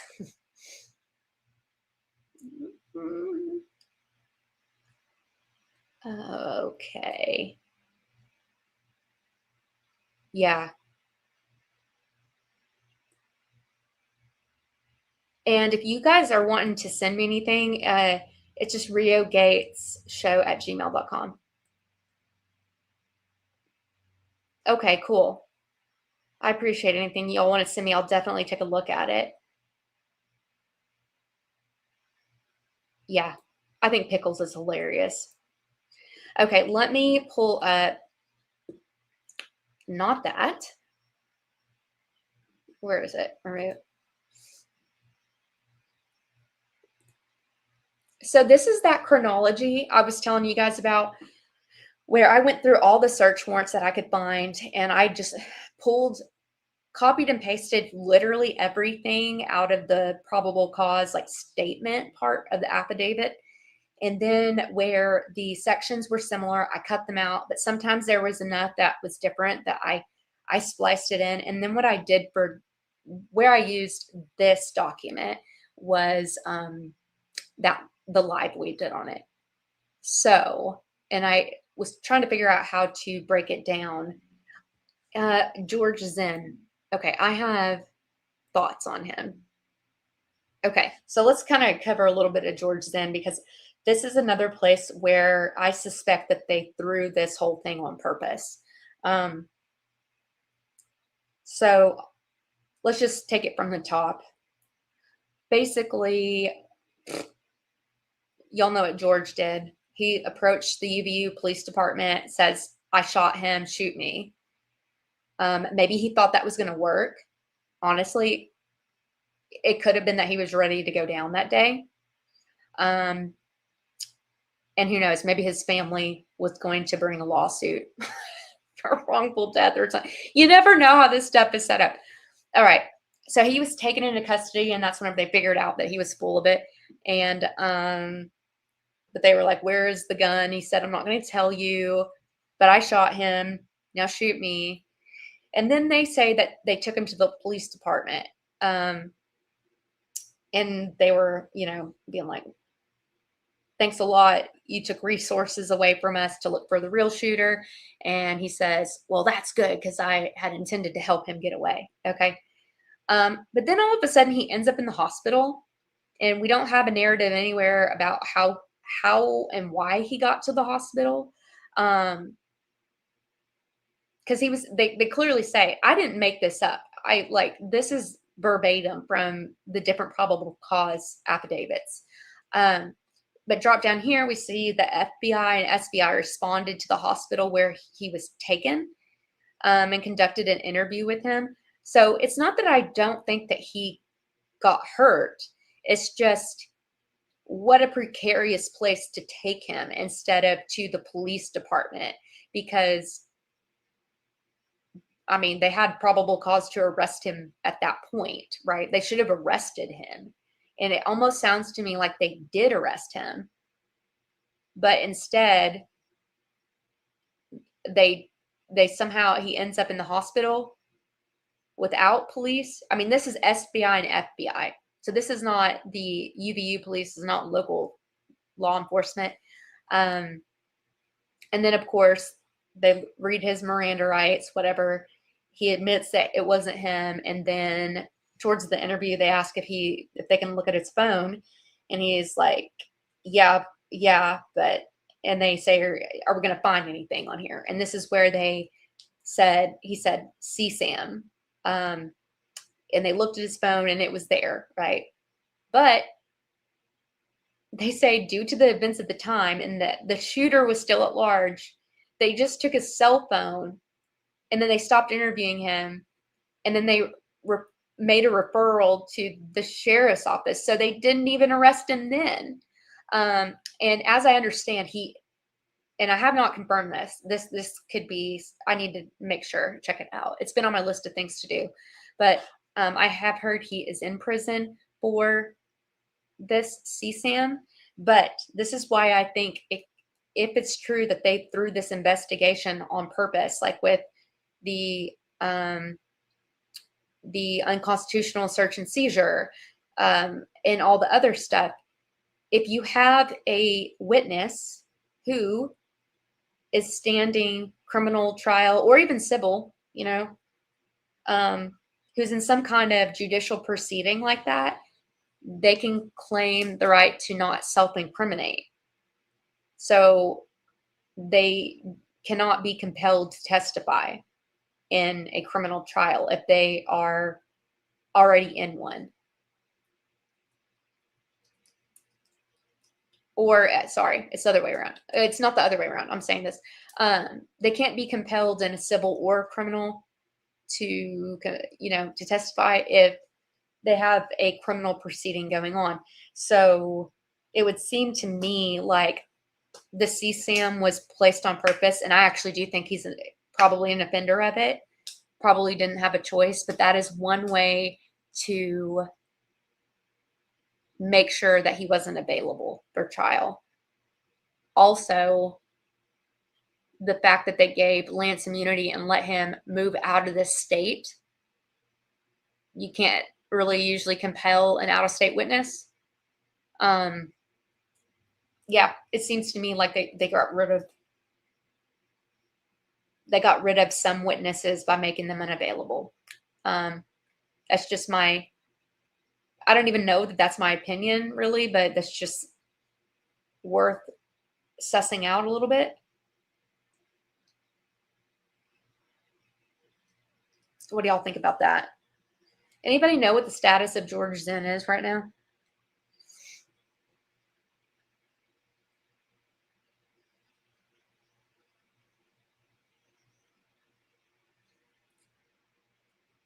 Kathy, 218 is still better than what I could do.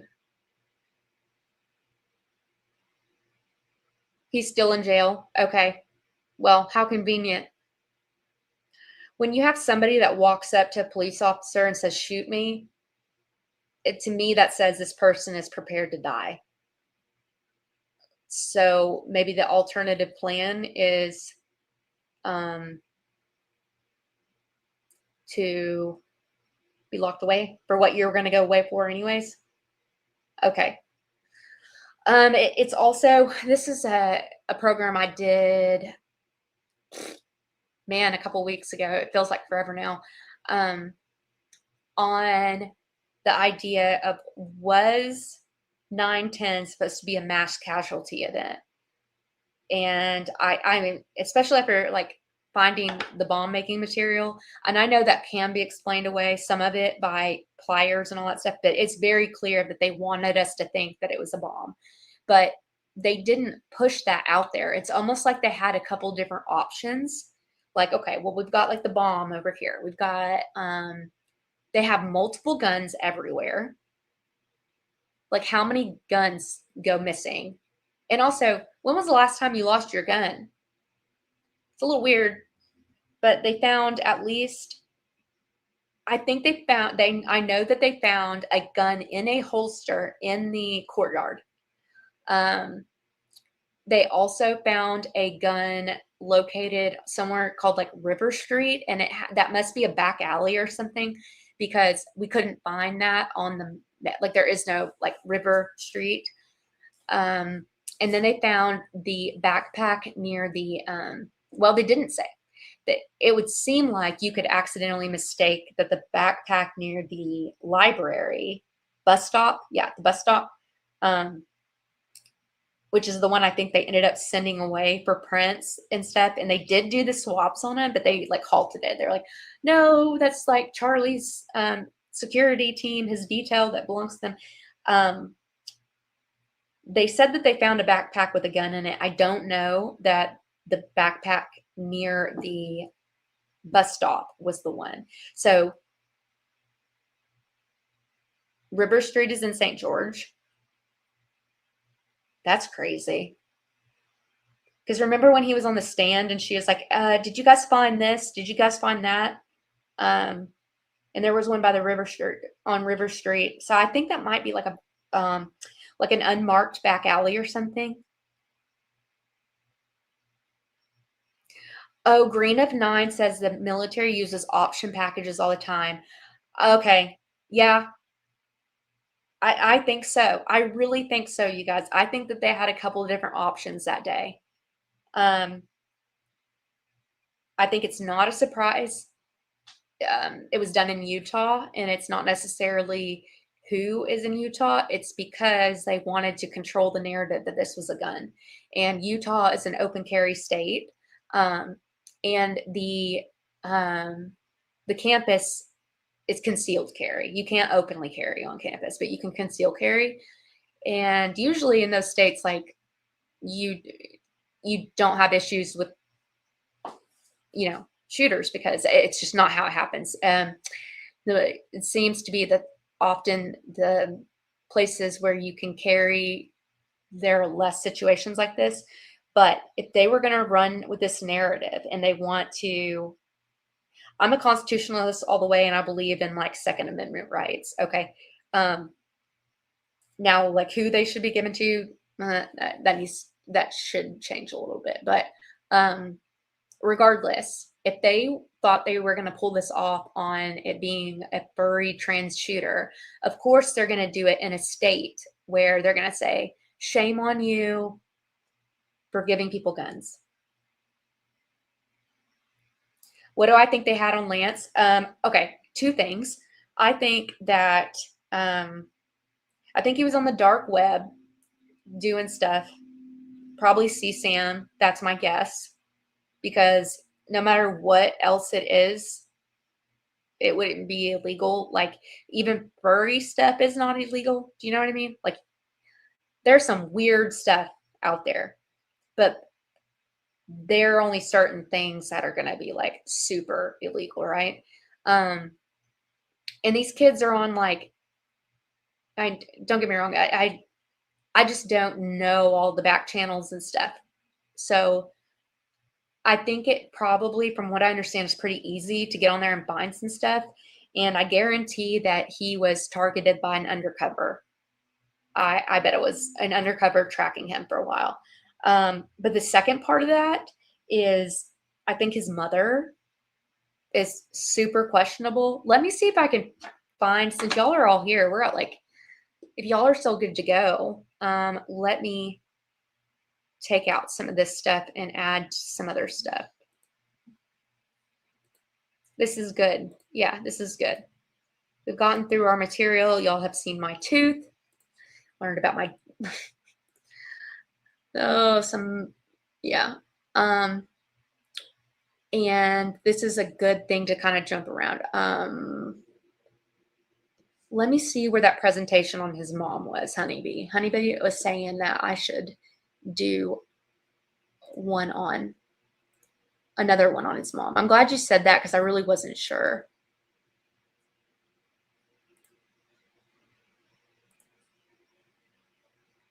Let me see if I can find it.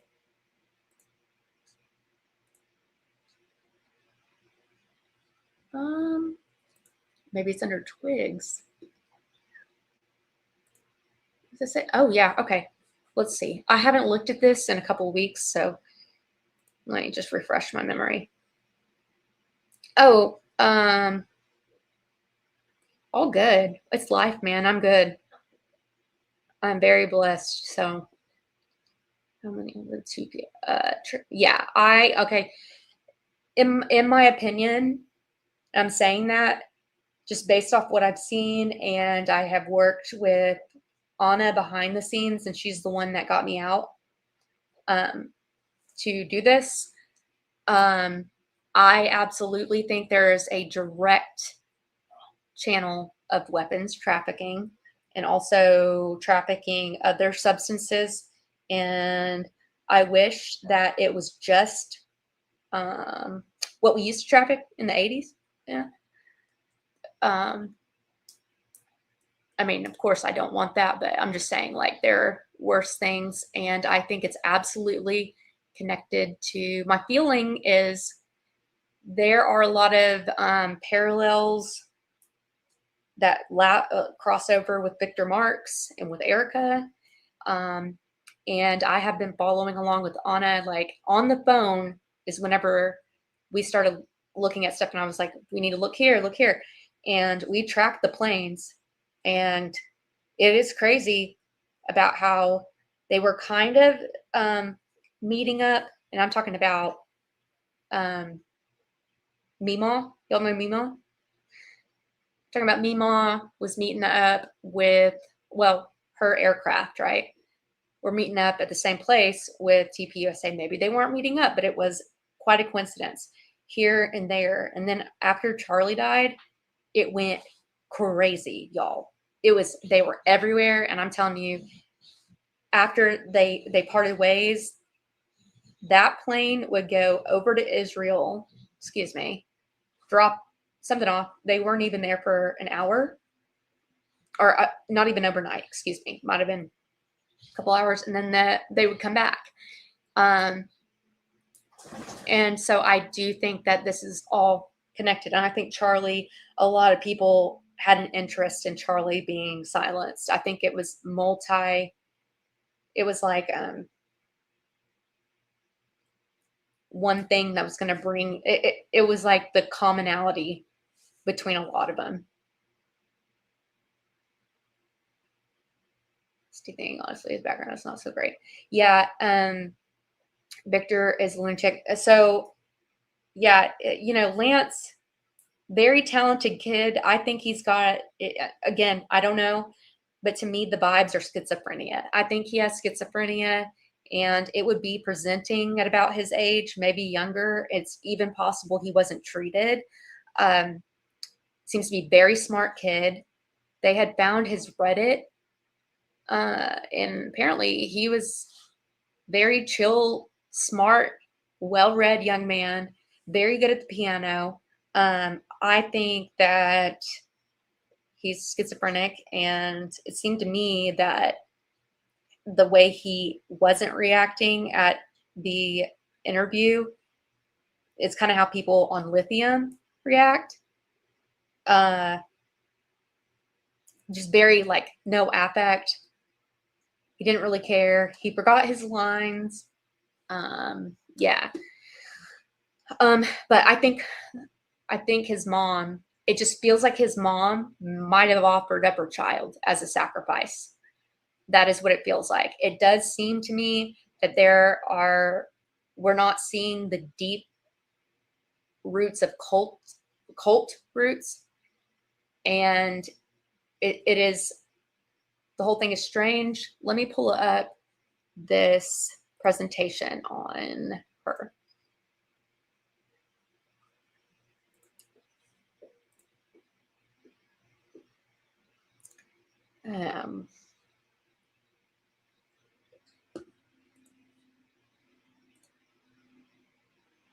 Oh yeah, was it the taxes? Oh gosh, I have not seen this in a minute, y'all. All right, bear with me.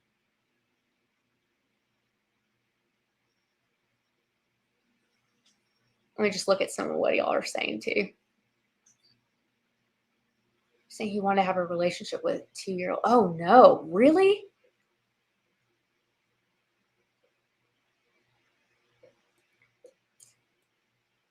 See, I know I've heard that he's nasty. But those are like the family members that are saying that.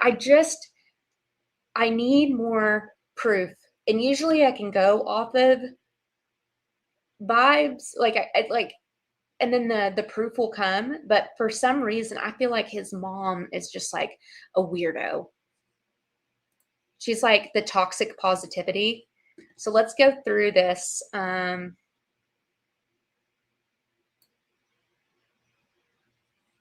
Okay, so who is Lance's mom? Let's see. Oh, yeah. Okay. Y'all bear with me because I haven't seen this in a minute.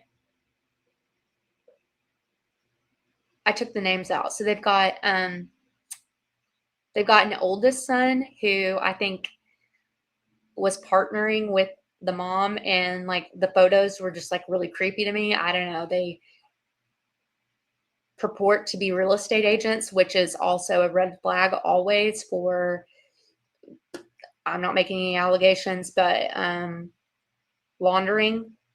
It's every single time I see real estate, it's like the number one thing that I see in my practice. So they have the oldest son, then they have an older daughter. By older, I just mean she's the first. And then they have the son, and then there's Lance, and then there's a daughter who is just a year under him. She had a real estate license from 2017 until 2023, but she held herself out as some kind of like real estate professional for a while, and even like received awards until recently. Oh yeah, let's see. This is what it was. So maybe it wasn't a real estate professional. She was an insurance sales professional. But whenever I looked in the databases, she hadn't had a license until February of this year. So I don't know if she had a license to sell them. Well, I don't know if she was selling before, but it does seem weird to me that they have both received. She and her husband haven't been licensed and weren't licensed until February of this year, but they've received awards for it already. So odd. And they have multiple properties. They still own the one in St. George. They bought two down in Houston. So the first one, mom and daughter bought in June of 2024. And that's an interesting, well, I mean, who knows? If you're being wise with your investments, it's not bad. But then in December of this past year, they go down there, and what it seems like is that they buy a house for cash, because I could not find a mortgage or anything on it. And then they put both that new house and the old house into a trust. And that is a way to protect your assets. Now, parents, being parents, and if you had a kid who was adjacent to some of this stuff, or who you thought was going to get wrapped up in it, and whether or not, he's innocent, you should protect your assets, right? Oh no, Kathy. Yes, Kathy. Okay. I didn't see back. Do you think it fits that Lance may suffer from this? And I say suffer, I take pity. I really do. It is one of the um worst things that can uh I don't want to say ail. It's like it is a real true mental illness, and luckily they have things like lithium and such, but that it makes people gain weight. Um and they're often like really brilliant people, and it's typical in young men that you might not know when they're children and into the teen years, unless there's like an incident where they have a psychotic break. And it's more prevalent than what you guys think. And also, here's the deal. If you smoke weed, it can trigger that. So just so you know, um, however you feel about, the use of that stuff, it's all fine. But young male brains should not be taking that in, because it can trigger it. Oh, okay. So Kathy, you're saying that he acts just like Lance. Yes. So have you seen the pictures of Lance at the gas pump, and he's wearing like his pajamas, and he looks like he's gained weight, and he just looks horrible? That to me, there's just something about it that makes me think that, because he hasn't always been like that. In fact, a couple years ago, really good looking kid. Really good looking kid. And he's so talented. They're very, very smart people.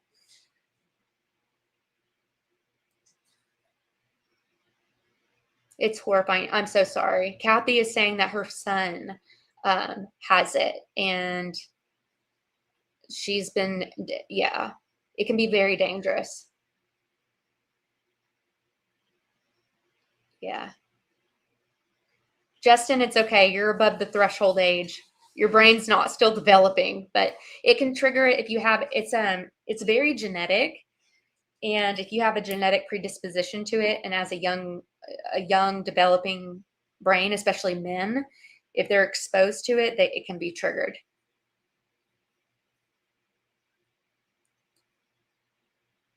So I can also imagine that maybe Lance wasn't getting the help he needed, or they just didn't know. They didn't have a diagnosis for him. So that could explain some of his wacky, weird behavior. But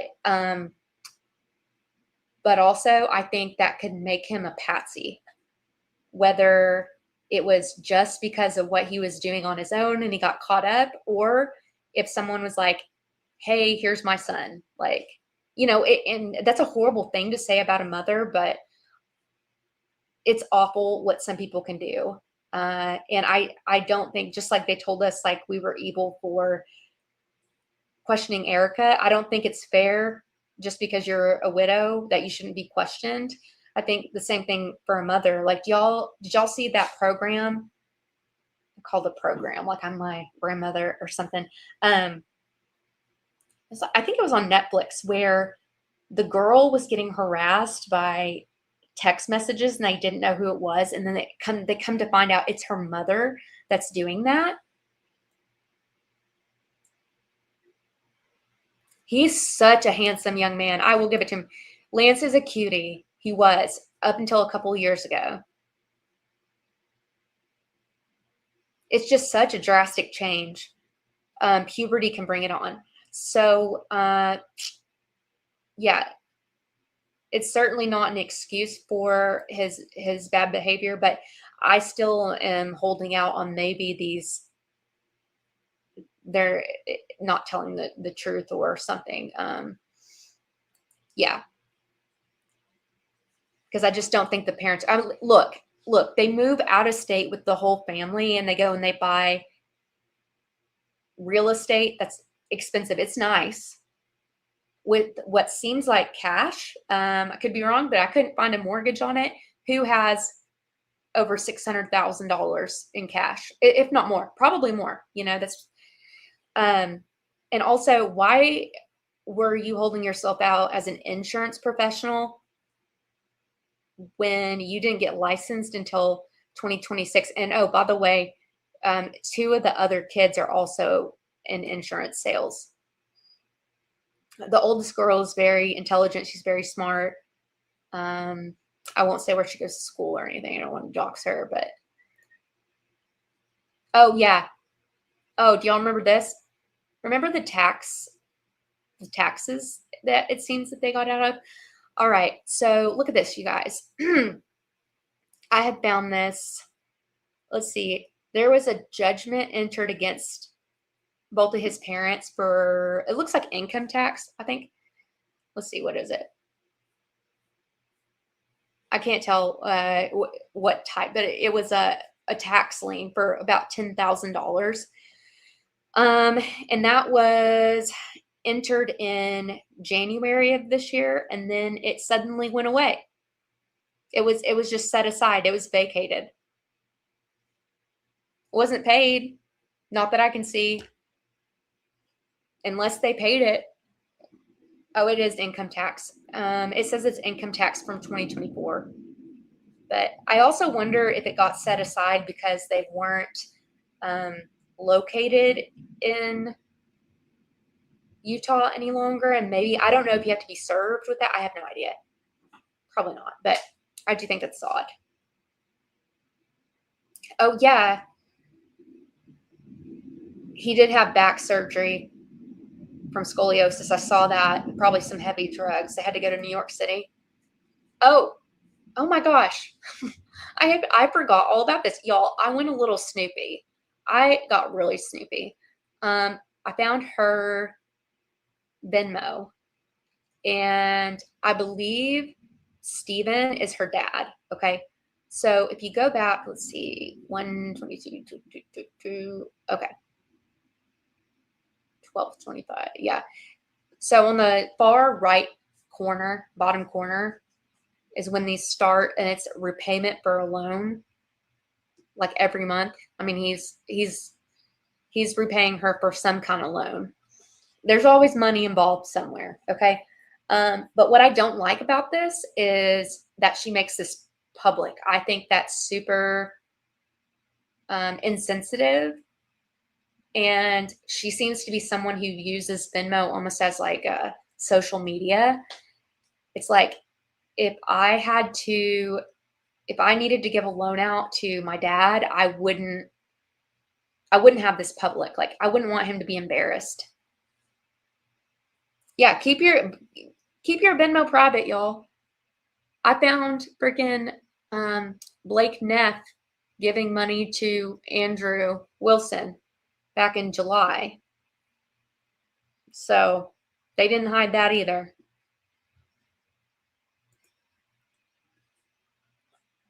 And then you see, it looks like this is between her and her husband, right?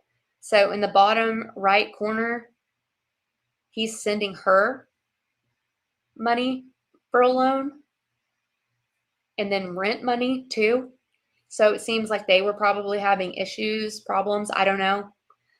I think go ahead and just air your dirty laundry. How embarrassing. I don't know. Have some respect for the people in your life, even if you're going through a tough time in your marriage. Oh yeah, guys, she's an author too, self-published author. The cool thing about her is that she was on the national gymnastics team, and I believe she went to Stanford, where she was on the team.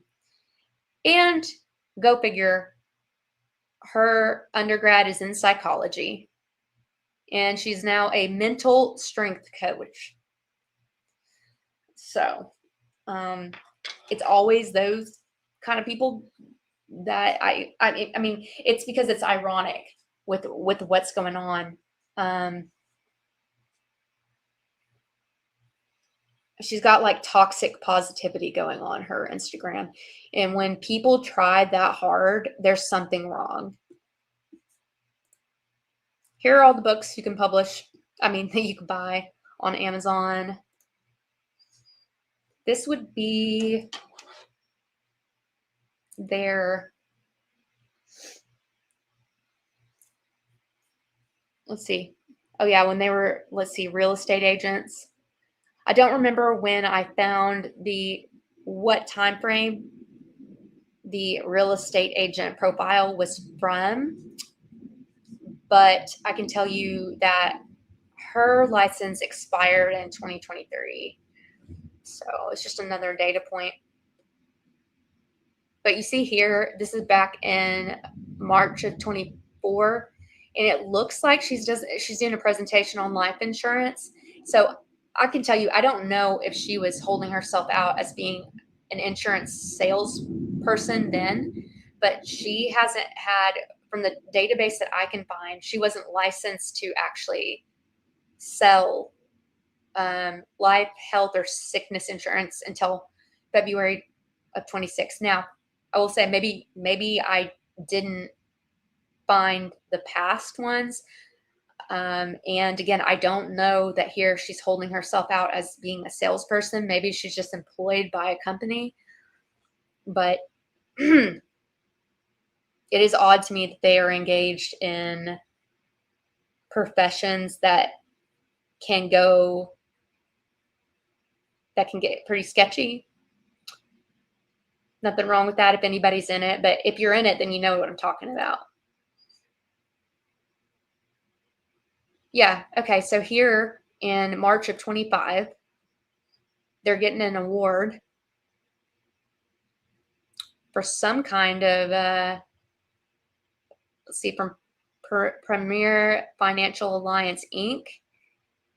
So I don't know if they are holding themselves out as insurance salespeople, but again, I couldn't find any license before February.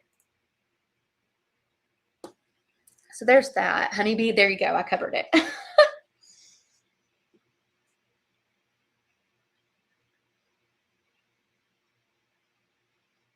What else is on your mind about this?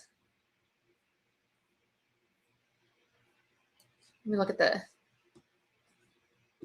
Dodge Challenger.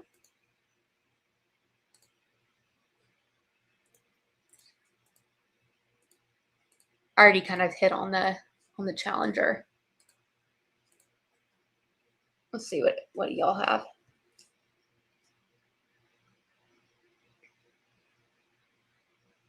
Yeah, you're welcome, Honeybee. The more you read, the more she sounds kind of fed. I agree. Well, and I never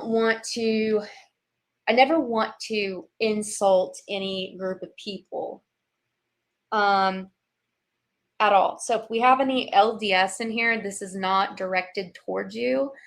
It happens even in the Christian churches, obviously.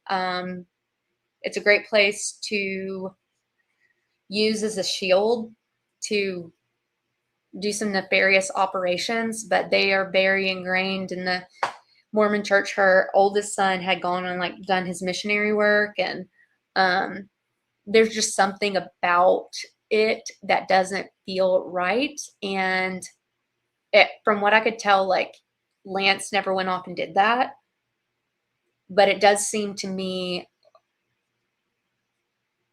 like she's got connections or something somewhere. Or maybe, I don't know what happened first. Like, did they find Lance or did they find his mom? There's just something about her that doesn't sit right. I don't know if it's a toxic positivity. I don't know if it's the degree in psychology, or if it's being engaged in the professions that, they have a high rate of being able to get away with stuff. Or the fact that they bought their house in all cash, unless there's a mortgage on it. I don't know. And I guess, we make judgments based off of our life experiences. And that's like kind of what goes into intuition. But there's something ick about her having her Venmo set to private like that and exposing her whole life and embarrassing people. Like, and also they didn't pay their income taxes. And then it just got vacated. Now, I don't know if it got paid, but normally it's paid and dismissed, but vacated is usually just meaning it goes away, just gone away.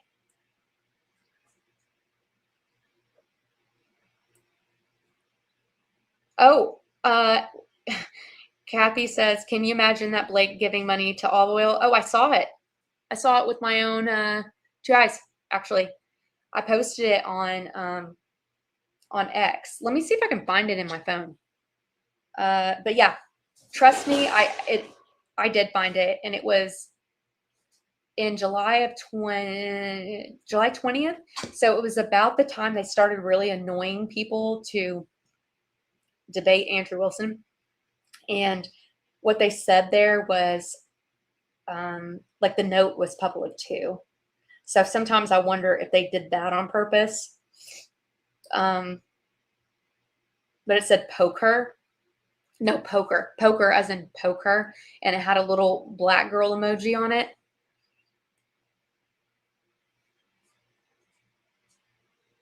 Yeah, CIA and Stanford. Yeah. Stanford's a good school though. But Stanford psychology degree, oh my gosh, like putting it all together. Super, yeah, CIA, yeah. She sounds like she's someone who is totally different behind closed doors. Like mom, I titled that Mommy Dearest. Y'all remember that movie, Mommy Dearest? It wouldn't be surprising to me if one of her children had a hard time coping with the expectations that they were putting on everybody. I mean, to be like perfect and whatever. And, his older brother is perfect, seemingly. And I don't know that every family really listens to their kids who are having a hard time with mental illness. Maybe they thought he was a teenager going through a rough phase, but some people just try to pray it away, and there's nothing wrong. You must have prayer. But you're not doing your kid any good if you don't intervene. And if she, with the way she kind of seems to be, I have to wonder if Lance either, I don't know. I don't want to say like got some of it, but this is the person who raised him. That's his mother. Yes.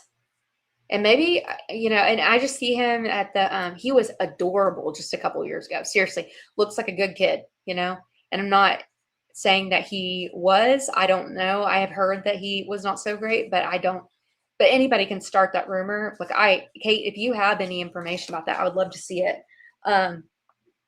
But they're so young. They're so young.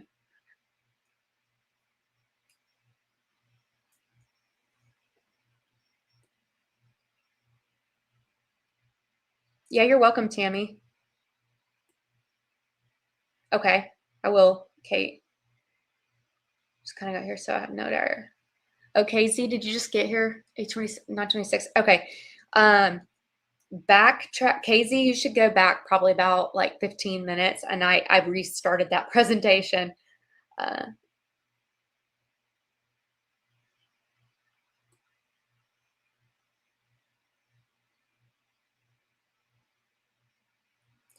the last person I went after did the same thing. What was Kate saying? I'm very curious. Oh yeah, yeah. Listen, when y'all start looking up LLCs and stuff, when there's a link to one address or a PO box, and there are multiple ones, or they're seemingly different. The red flag is a red flag for a reason. No more wire hangers. The funny thing is, I don't have plastic or wire hangers. I have wooden ones. Mommy dearest, that's how I feel. I'm like, what are we seeing on the outside? You have to, when people project that much to make, it's great to be positive. It is. It's good. It's good to be an encourager, but the toxic positivity is just it's a little much. It's kind of like when couples post pictures and they look so perfect and they got the caption, and behind the scenes that like it's a to hell in a handbasket.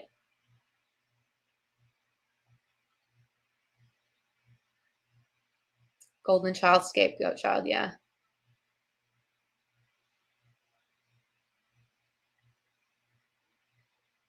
Yes. Oh, Kathy, I'm so sorry. Yeah, it's like, look, it's hard to have discernment sometimes when you're in a religious group. You have to know when you are being brainwashed, indoctrinated, and when you're in a different mental state. There are a lot of things a lot of ways that they can excuse things away. Um, and I hate that that's how the crime and the manipulation happens, but it's a perfect setup, and they've been doing it forever. It's not just any group; it's every group. Yeah, TPUSA. Oh man, y'all. Green and Don. I don't think I've seen his mom do an interview. I don't think so. So, if I am wrong about this, and just remember, like, these are just data points that I'm bringing you from what I could find. And I could be wrong on my assessment. Actually, I have seen videos of her. So she has an old YouTube channel, I think. And she seems like a really nice woman, but just something's not right.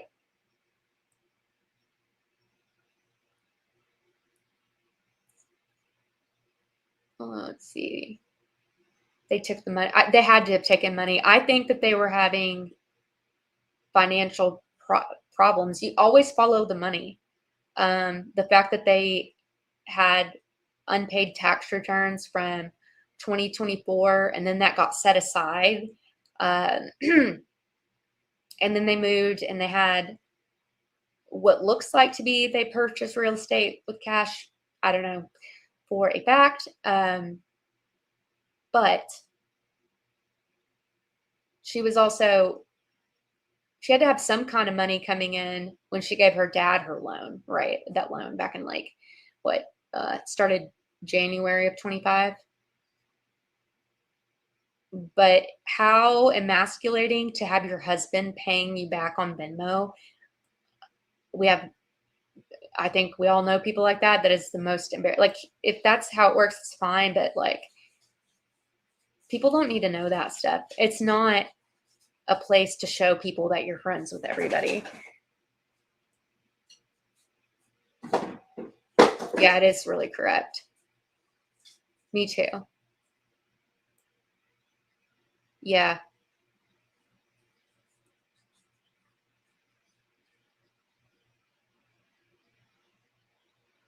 I think that they've got dirt on a lot of people. And I do think that it is possible that they've had dirt on a lot of people for a long time and they're just activating it. But it almost seems like with the Twigs, maybe they got paid off to allow this to happen, is what it almost seems like. I would never, first of all, I could never be involved with something like this. But also, I could never put my child in that position or put another person or another person's child to take the fall, even if they've got this grand plan. Like, never. How evil.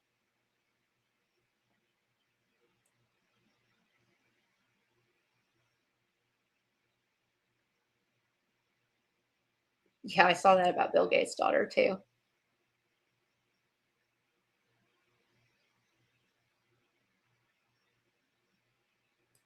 There's nothing wrong with being rich either or wealthy. It is all about knowing what has value and not selling your soul to the devil. Anything else y'all want to go over while I have you here? I think we covered some of that. We covered a lot. The e-files did start a chain reaction. It did. And I think we're going to find more people who are connected to it. The cult, like ritualistic stuff is creeping me out. The Odinism, all that stuff about like Valhalla. Did you guys see my presentation on Dr. Valhalla? I think that's what I got. Let's see. Where was that?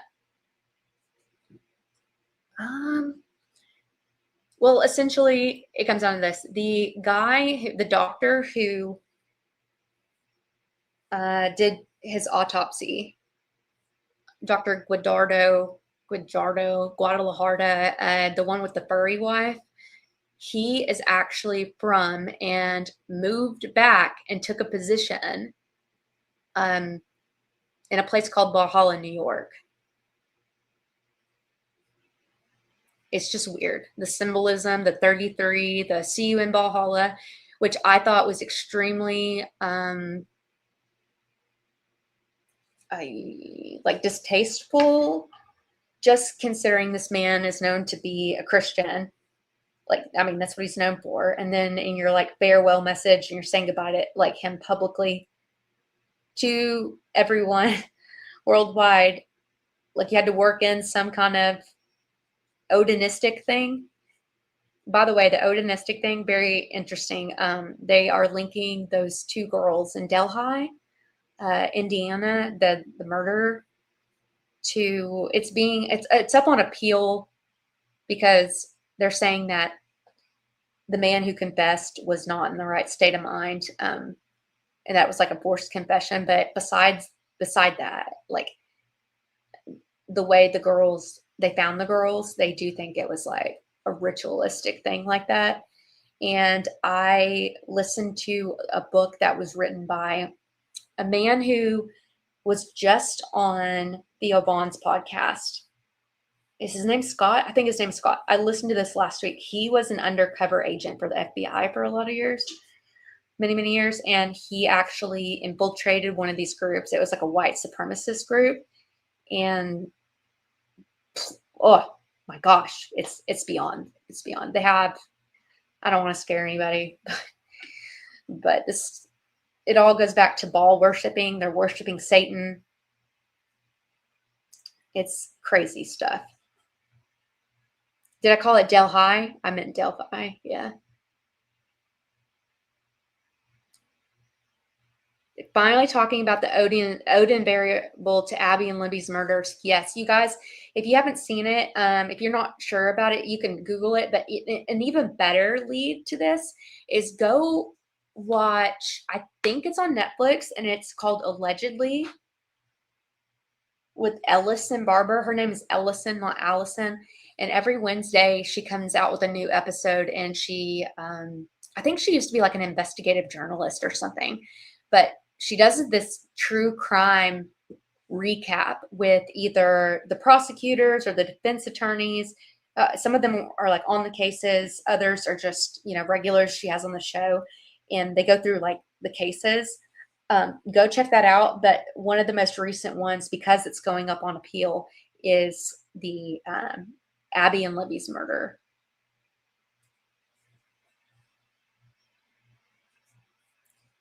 CIA labels for people who don't buy the JFK story. Yeah, but you know what? I don't know what y'all think, but obviously we all kind of think it's like Fed coded. But I feel like the CIA is like, on this one, is like, that's y'all's mess.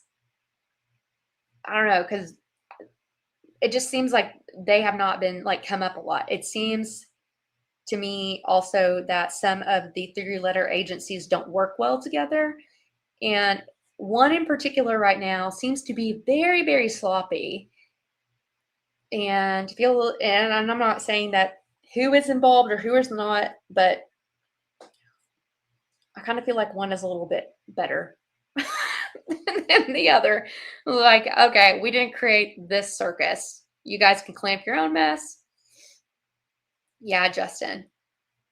Our riches are in heaven, and the blessings that we have on earth you should not feel bad about them. Yeah, Orion is correct. EpiPen was trying to create a master race of humans. Yes, they were impregnating women and keeping the babies out there on the island. They were impregnating like 15-year-olds. And they would take the babies from them and do horrible things. And this is not just a rumor. I've seen too much, and some people can't stomach it. But when you start hearing people talk about, like, I don't know what I can say on here, but ritualistic things and eating certain things, it is true. It is very true. And there are pictures out there. It is what they do, and I did a little bit of deep dive into that. Yes, Bumblenuts, what Bumblenuts just said is legit. That is exactly what they're doing. Whenever Ukraine got hit, the officers on the ground were devastated to find that there were a bunch of warehouses with kids in them for that reason. So it's like, it's beyond.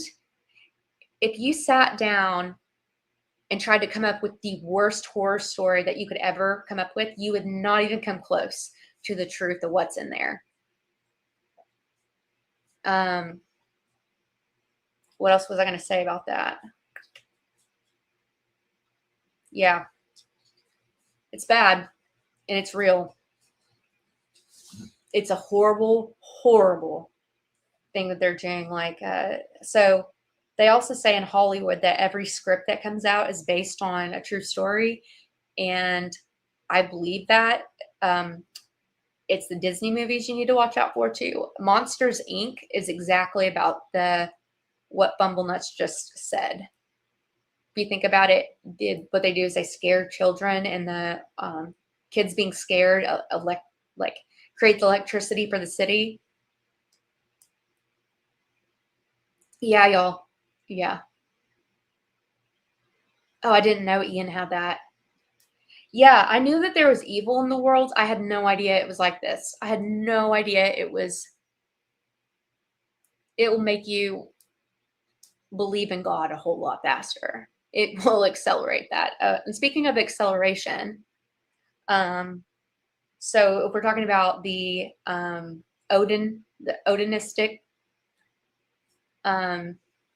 cult group, so they identify as kind of like a white supremacist group. That's like what they are. It's awful, but on the outside too, they seem to be conservatives, but it is known. I learned this from the book or somewhere that I was listening to it. Maybe it was in the Theo Vaughn interview, but that they will actually go and vote the opposite way because the other side does not support funding law enforcement as much. And the reason they do that is that they're trying to literally accelerate the downfall of civilization so that they can restart and rebuild. And I think that is a lot of what's going on with these big names. And I think Victor Marx is involved with that. I will be honest. He's like building bunkers. So y'all hear about those underground bunkers? So yeah, y'all are gonna think I'm crazy, but this is more that I've learned. I'm just glad that yes, I'm glad I'm sitting here with my people, because what I have learned is we're sitting here wondering why are they doing this? Like everything we're seeing right now, why are they doing this? It's because they think that they're the elite race, and they believe it's a biblical prophecy that the earth is going to be destroyed, and it's basically associated, here we go, with the with the polar when the poles change, that there's going to be, the tides are going to wash over a bunch of the land and all this stuff, but essentially that it's going to wipe out most of civilization. But they're going to go into these underground bunkers and emerge and basically restart civilization. And they've got these accelerators who are trying to accelerate. Think of them as agents of chaos, right? It's like the people who infiltrate their own groups and do destructive things on purpose to make us fight amongst each other. Okay, Kate, thanks for being here. Thanks for sending me stuff. We will definitely chat. Barefoots, I'm so glad. Oh, good.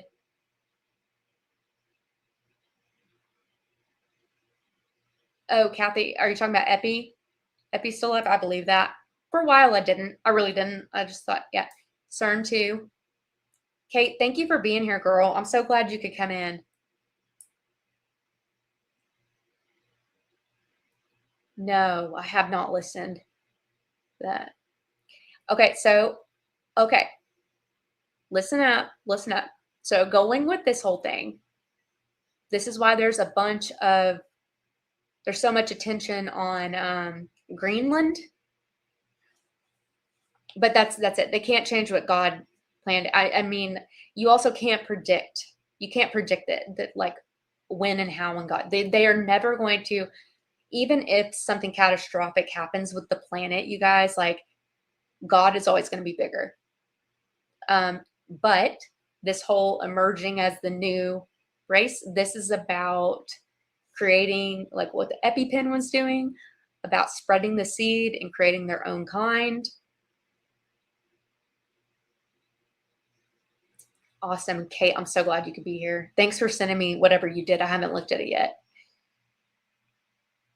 It's just funny to me that I'm sitting here right now talking to all of y'all about this, because a year ago I would have been like, what?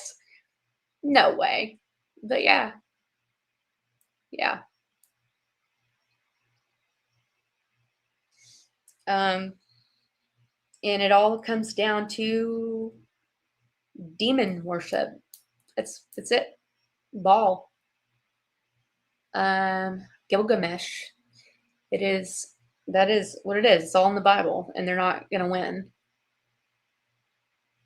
But you can't give up hope. You know, I think that this, after Charlie passed and the things with the e-files and things that, have come up, it's been very discouraging. But for once, thank God for technology, because it connects everybody together. And don't give up your hope and don't give up your faith, because, we can all do great things together. I mean, look at what Charlie did. And yeah, he went out in an awful, awful way. But, it's not in vain, because I think that started the veil lifting. It ripped the veil. Something catastrophic like that. I just think we would still all be a little bit blind to it.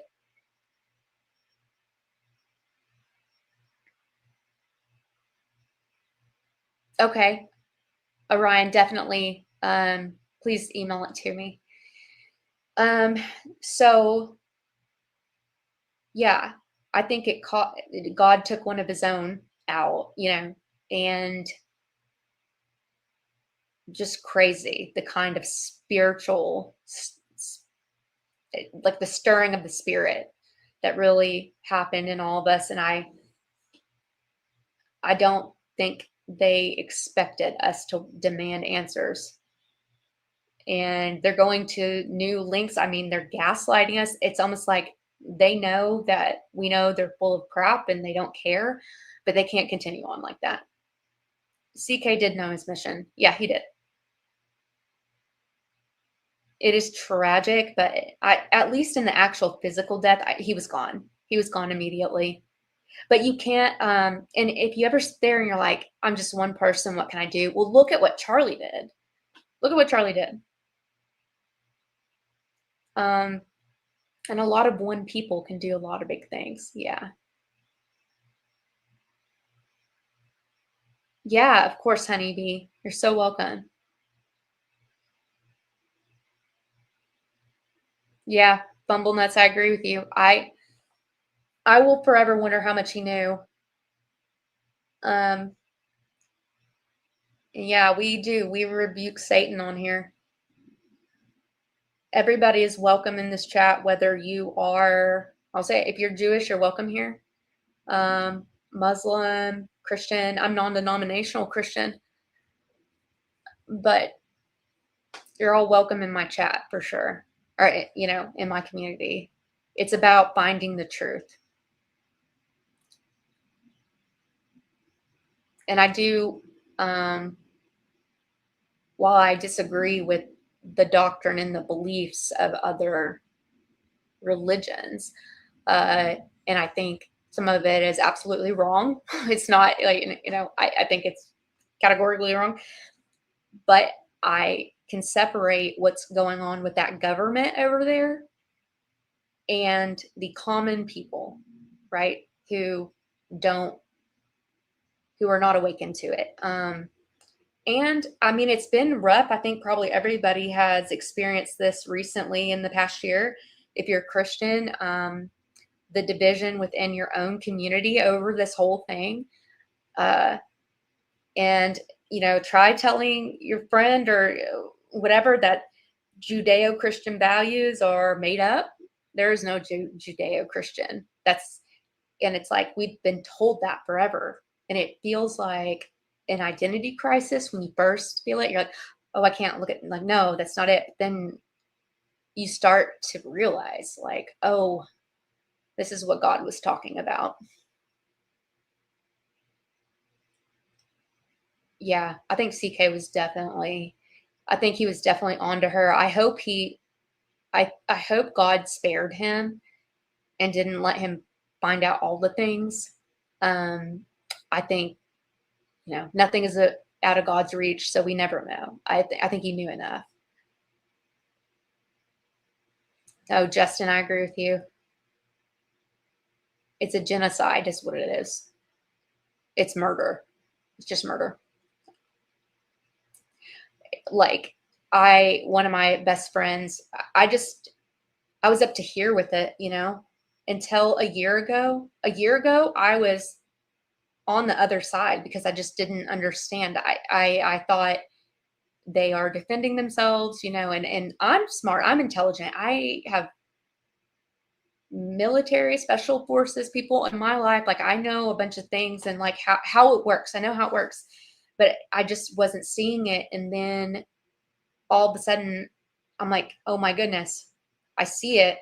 And the levels at which it is. And then so I started posting it on my story, and one of my best friends got really upset with it. And I was like, look, I'm sorry you want to stick your head in the sand and not look at it, but just unfollow, mute my story for a while if you can't.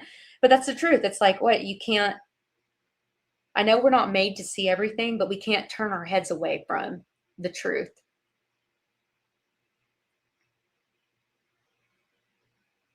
Yeah.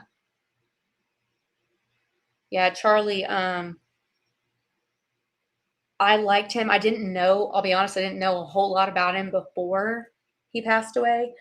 There were clips of him, and I just didn't know. I did know his stance on pro-choice, because of course they were pushing that out. And I think that the thing that rubbed me wrong was just about like how, you should still have to have one if you're, have your baby if you're raped. And it's not that I just, I'm an American and I support the Constitution and absolutely life too. But I think such a such a firm stance on that made me feel like he hadn't lived enough life. He hadn't had enough experience to really know.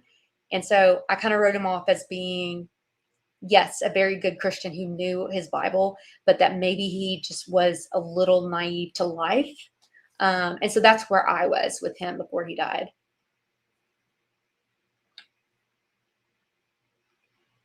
He was doing good things. I mean, look, like conservative Christians are still we're not all the same. None of us are. So we're going to fall in different places there. And I don't mean to upset anybody who, it doesn't matter what side you're on too. I think we're all human and we're all in here for a reason. So liberals, conservatives, non-political, everybody, you're my people. You can come in here. I just told you guys that. So to be transparent, that's kind of how I was.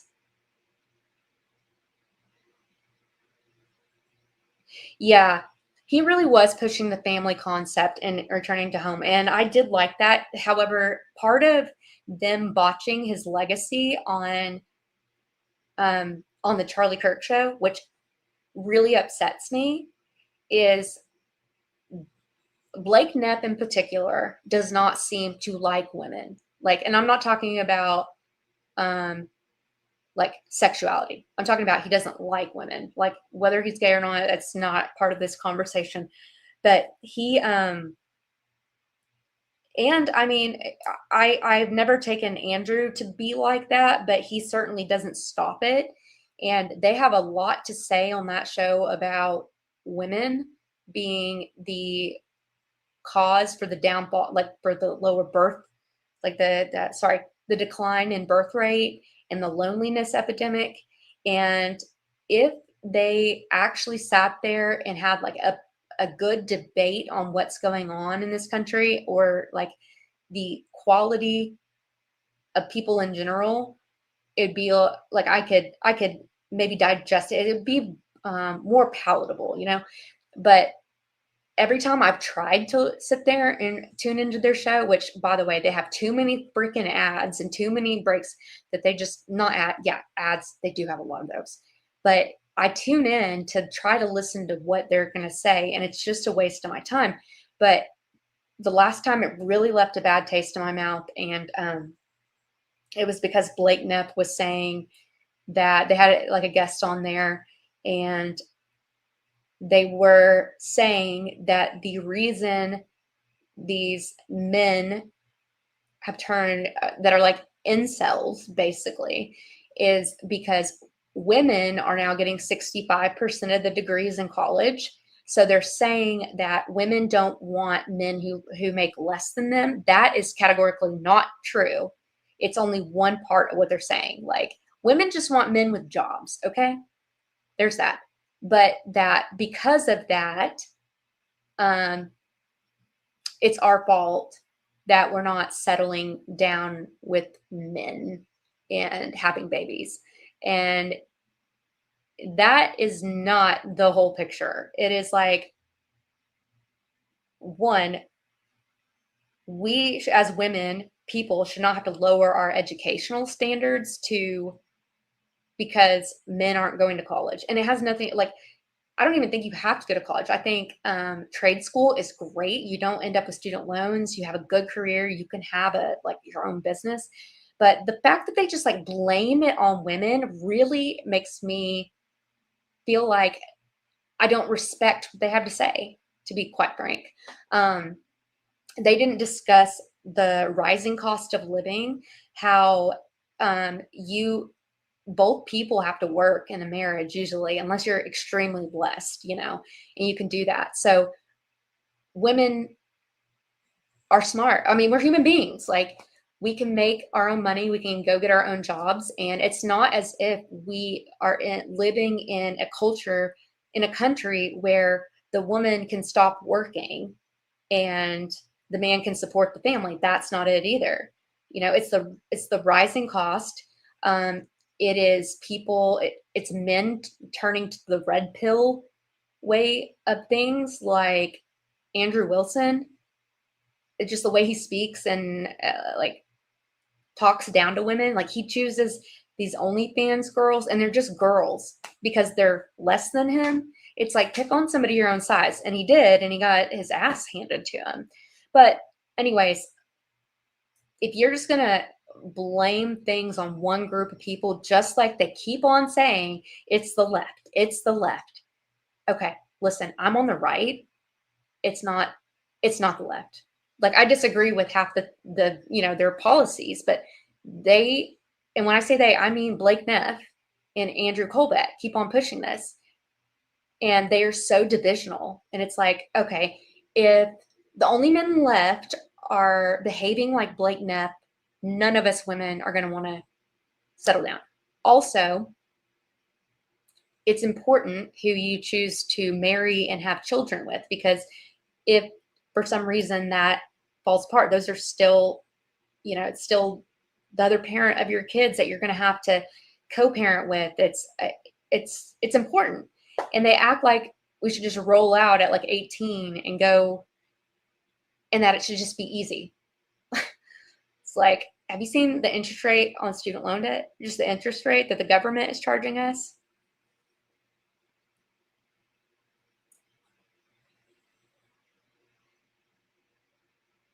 Sorry, I went off on a tangent, y'all.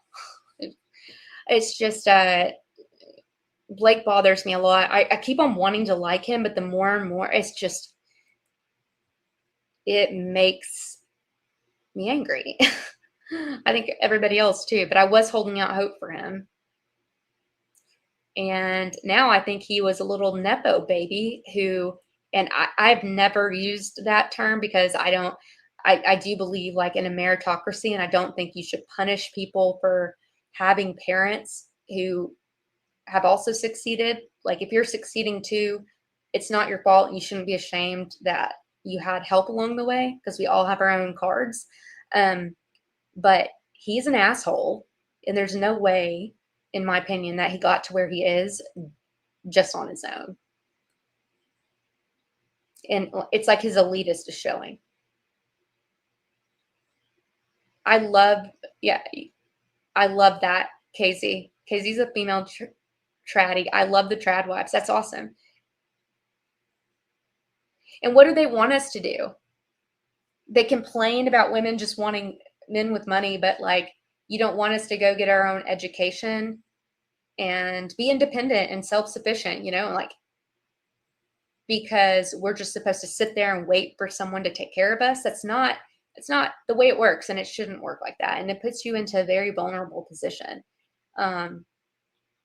It's great if you marry someone who can take care of you, right? But this is America, and there is nothing wrong with going to college. I'm sorry. Like, when they were like, well, 65% of women are getting the degrees now, and so that means men are making less, and these women don't want to be with them. Bro, the reason why nobody wants to be with you is very clear. Yeah, Kathy, I agree with you on the Canaanites.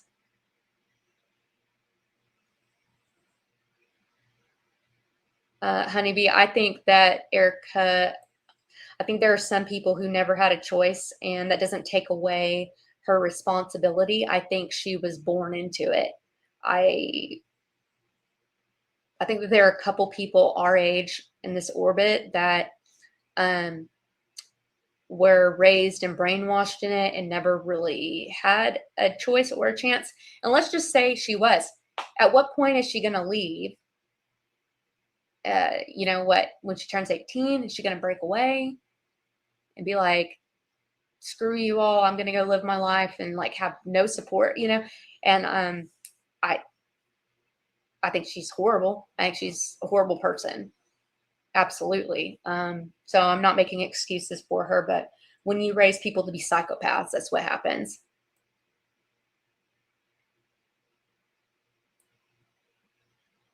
Yeah. I don't think she ever had a chance. I don't think she had a choice, but that doesn't make any of this better or excusable. But I think what it can do is show us what happens when the cult indoctrination has a generation or two to turn over and they've got their breeding programs and stuff. Like, yeah, it's not the right or the left. We're going to have differences, you know, we're going to have differences in our beliefs and stuff, but they try to, it's the, it's the radicalized people on the cap ends who are actually not left or right. They're crazy and they just want chaos.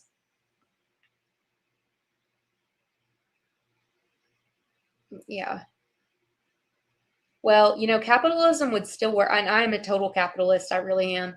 Um, but it would still work if they weren't inflating our dollars and spending them on and earning, exploiting human beings to generate it. Uh, yeah.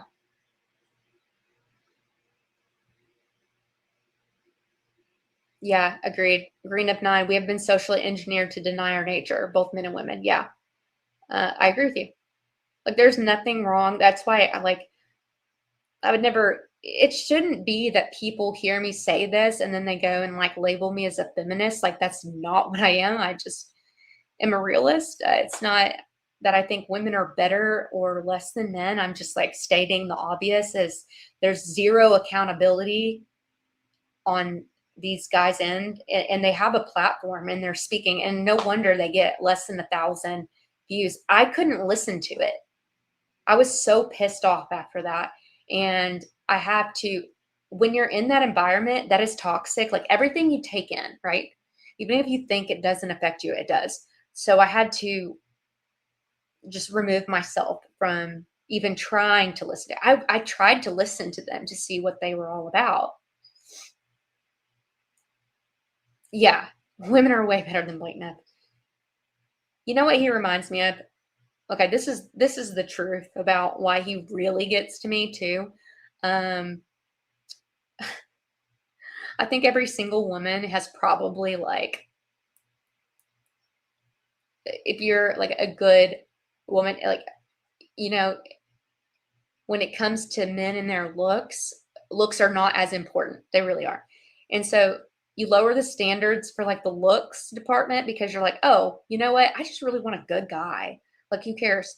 And then you end up getting burnt worse by the mid than you did with like, and it's like, who are you? You are an asshole. So he reminds me of a mid that many of us would have given a chance to, even if we weren't like, you know, physically really attracted to him, because with women it's a bond, right? Like, you fall in love with who you fall in love with, and then they're like the most attractive person to you.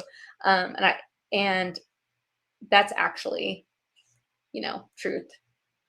My psychologist. Sorry.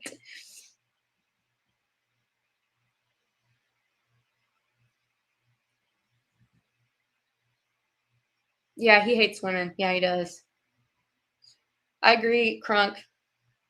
That man, I'll say it. I'm sorry to offend anyone. I don't want to, but like, I'm also not about dancing around things. He is flaming, and that's why he's so mean.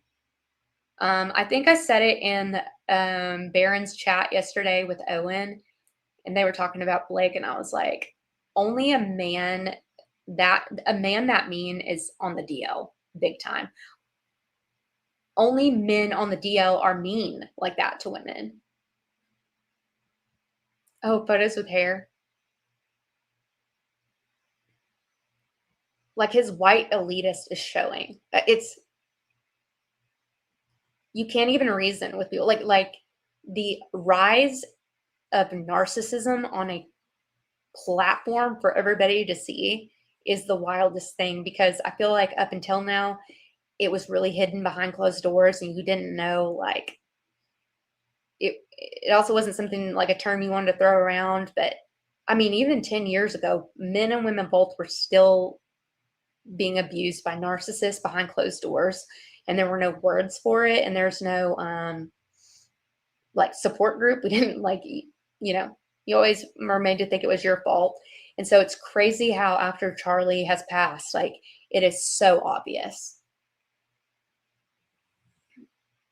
Oh, he has a farmer stand? That's kind of hot. Oh, his ego's bad. The reason why he pushes, kind of like what I was saying with Lance's mom, is the more you try to push out this public image of being a certain way, it's almost like you're showing your insecurity. I think for him, I don't know what his damage is, but he prides himself on being the smartest person in the room. And to me, that's like, I mean, he's book smart. He can recite facts. He knows about history. He knows about that stuff. He's not stupid, but he is stupid when it comes to people. He has zero social skills. He reminds me of, like, homeschooling is not like this now. Homeschooling is like great. But back in the 90s, there would be that homeschooled kid that, like, just wasn't properly socialized. And that's what it feels like with him, is that, like, he was just never properly socialized.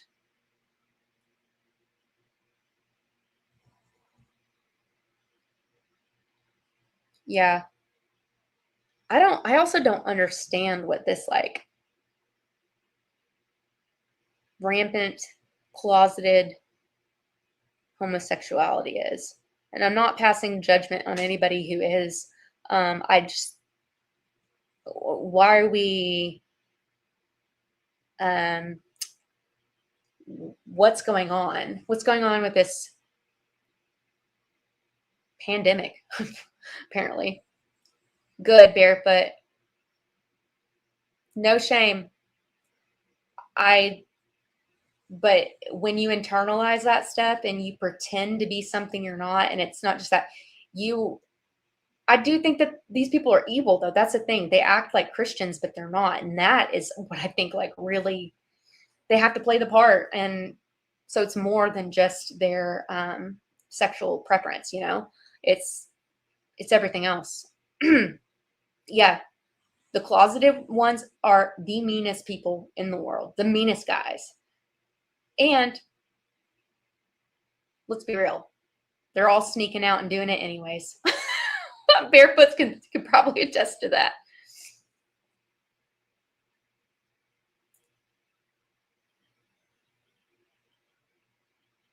Yeah.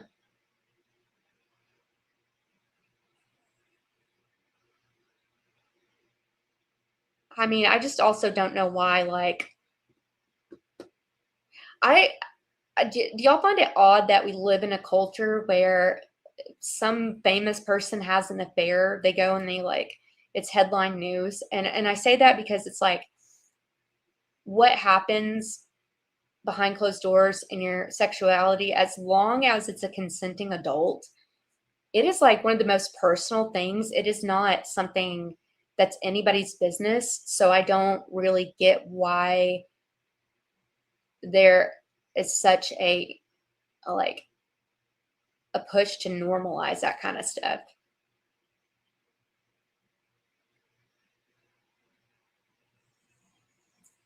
Oh, Kathy, I think he's like the kid in high school who was mean anyways. He was like a mean nerd.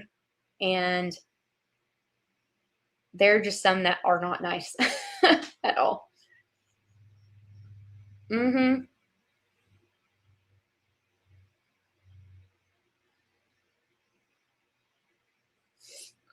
Yeah. I don't mind if, I mean, who cares if you're gay, but don't be mean and cheating on your partner to, like, with your straight partner to, I don't know. It's just it's a bunch of Lies and deceit. That's what it is.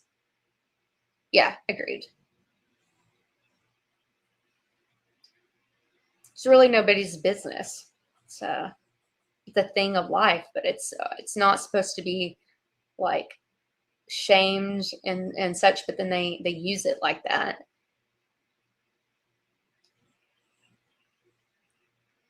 Oh yeah, I agree with you, Bumble Nuts. Yeah, this manosphere thing. It's a red pill. I studied up on it. I've got a couple of like Audible books and the tactics and techniques that they use to. What they'll do is like they'll go into a bar and the challenge is to find the prettiest woman there and then to insult her, to knock her down a peg. That's what they do. And it's an idea to make her humble because she's used to getting the most attention. This is like an actual, it's in the playbook. I think it's actually called the Red Pill Playbook. I read it. Or like do backhanded compliments and stuff. They also drive this narrative that Andrew Wilson has been driving for a minute. And it's like that women are emotional and that your emotions are not real. And I don't know. That's like your emotions are an indication of what's going on internally, right? Yeah, we can be hormonal and such, but it's telling us something. And how you feel does matter. But to say that women, I had one guy say to me once that the problem with women is that we think that our feelings are valid. And I'm like, okay. Yeah, I know. They're very emotional. But we're humans, we're supposed to be. Like you're supposed to be, it's an internal gauge. It's just about how you handle it, you know? That's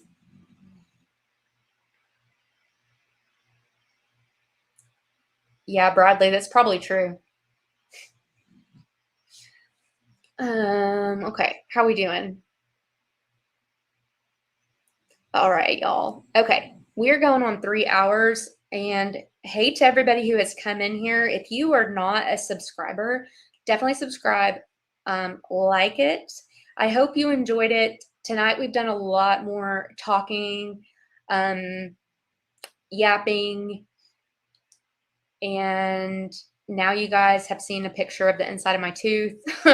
So definitely come back. I usually like to just like start it right at the beginning and get out the information and then we can talk. But tonight it was about letting people kind of come in here.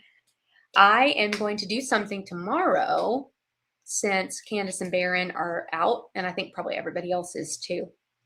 So set your reminders, not the reminders, what am I thinking? Notifications. Set your notifications.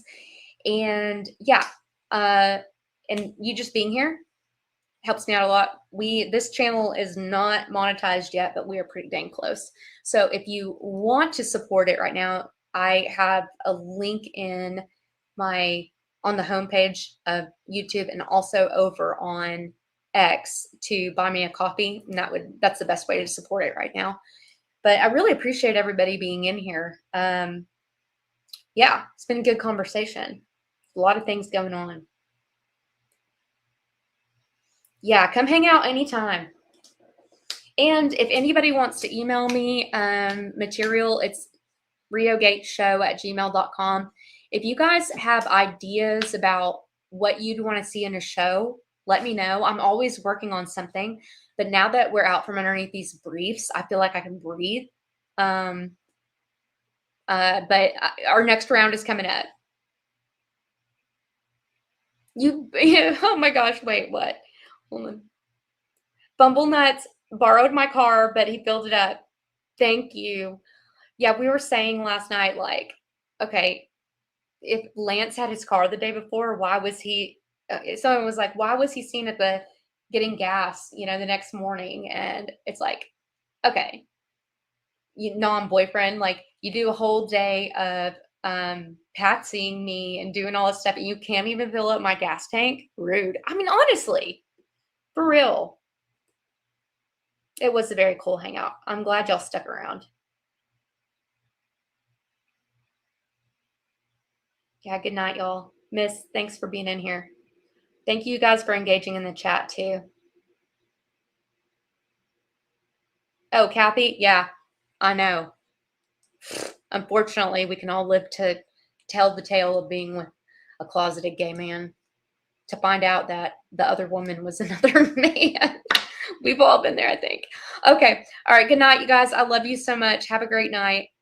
Okay. Honeybee, definitely email me. Yeah, I'll see y'all tomorrow.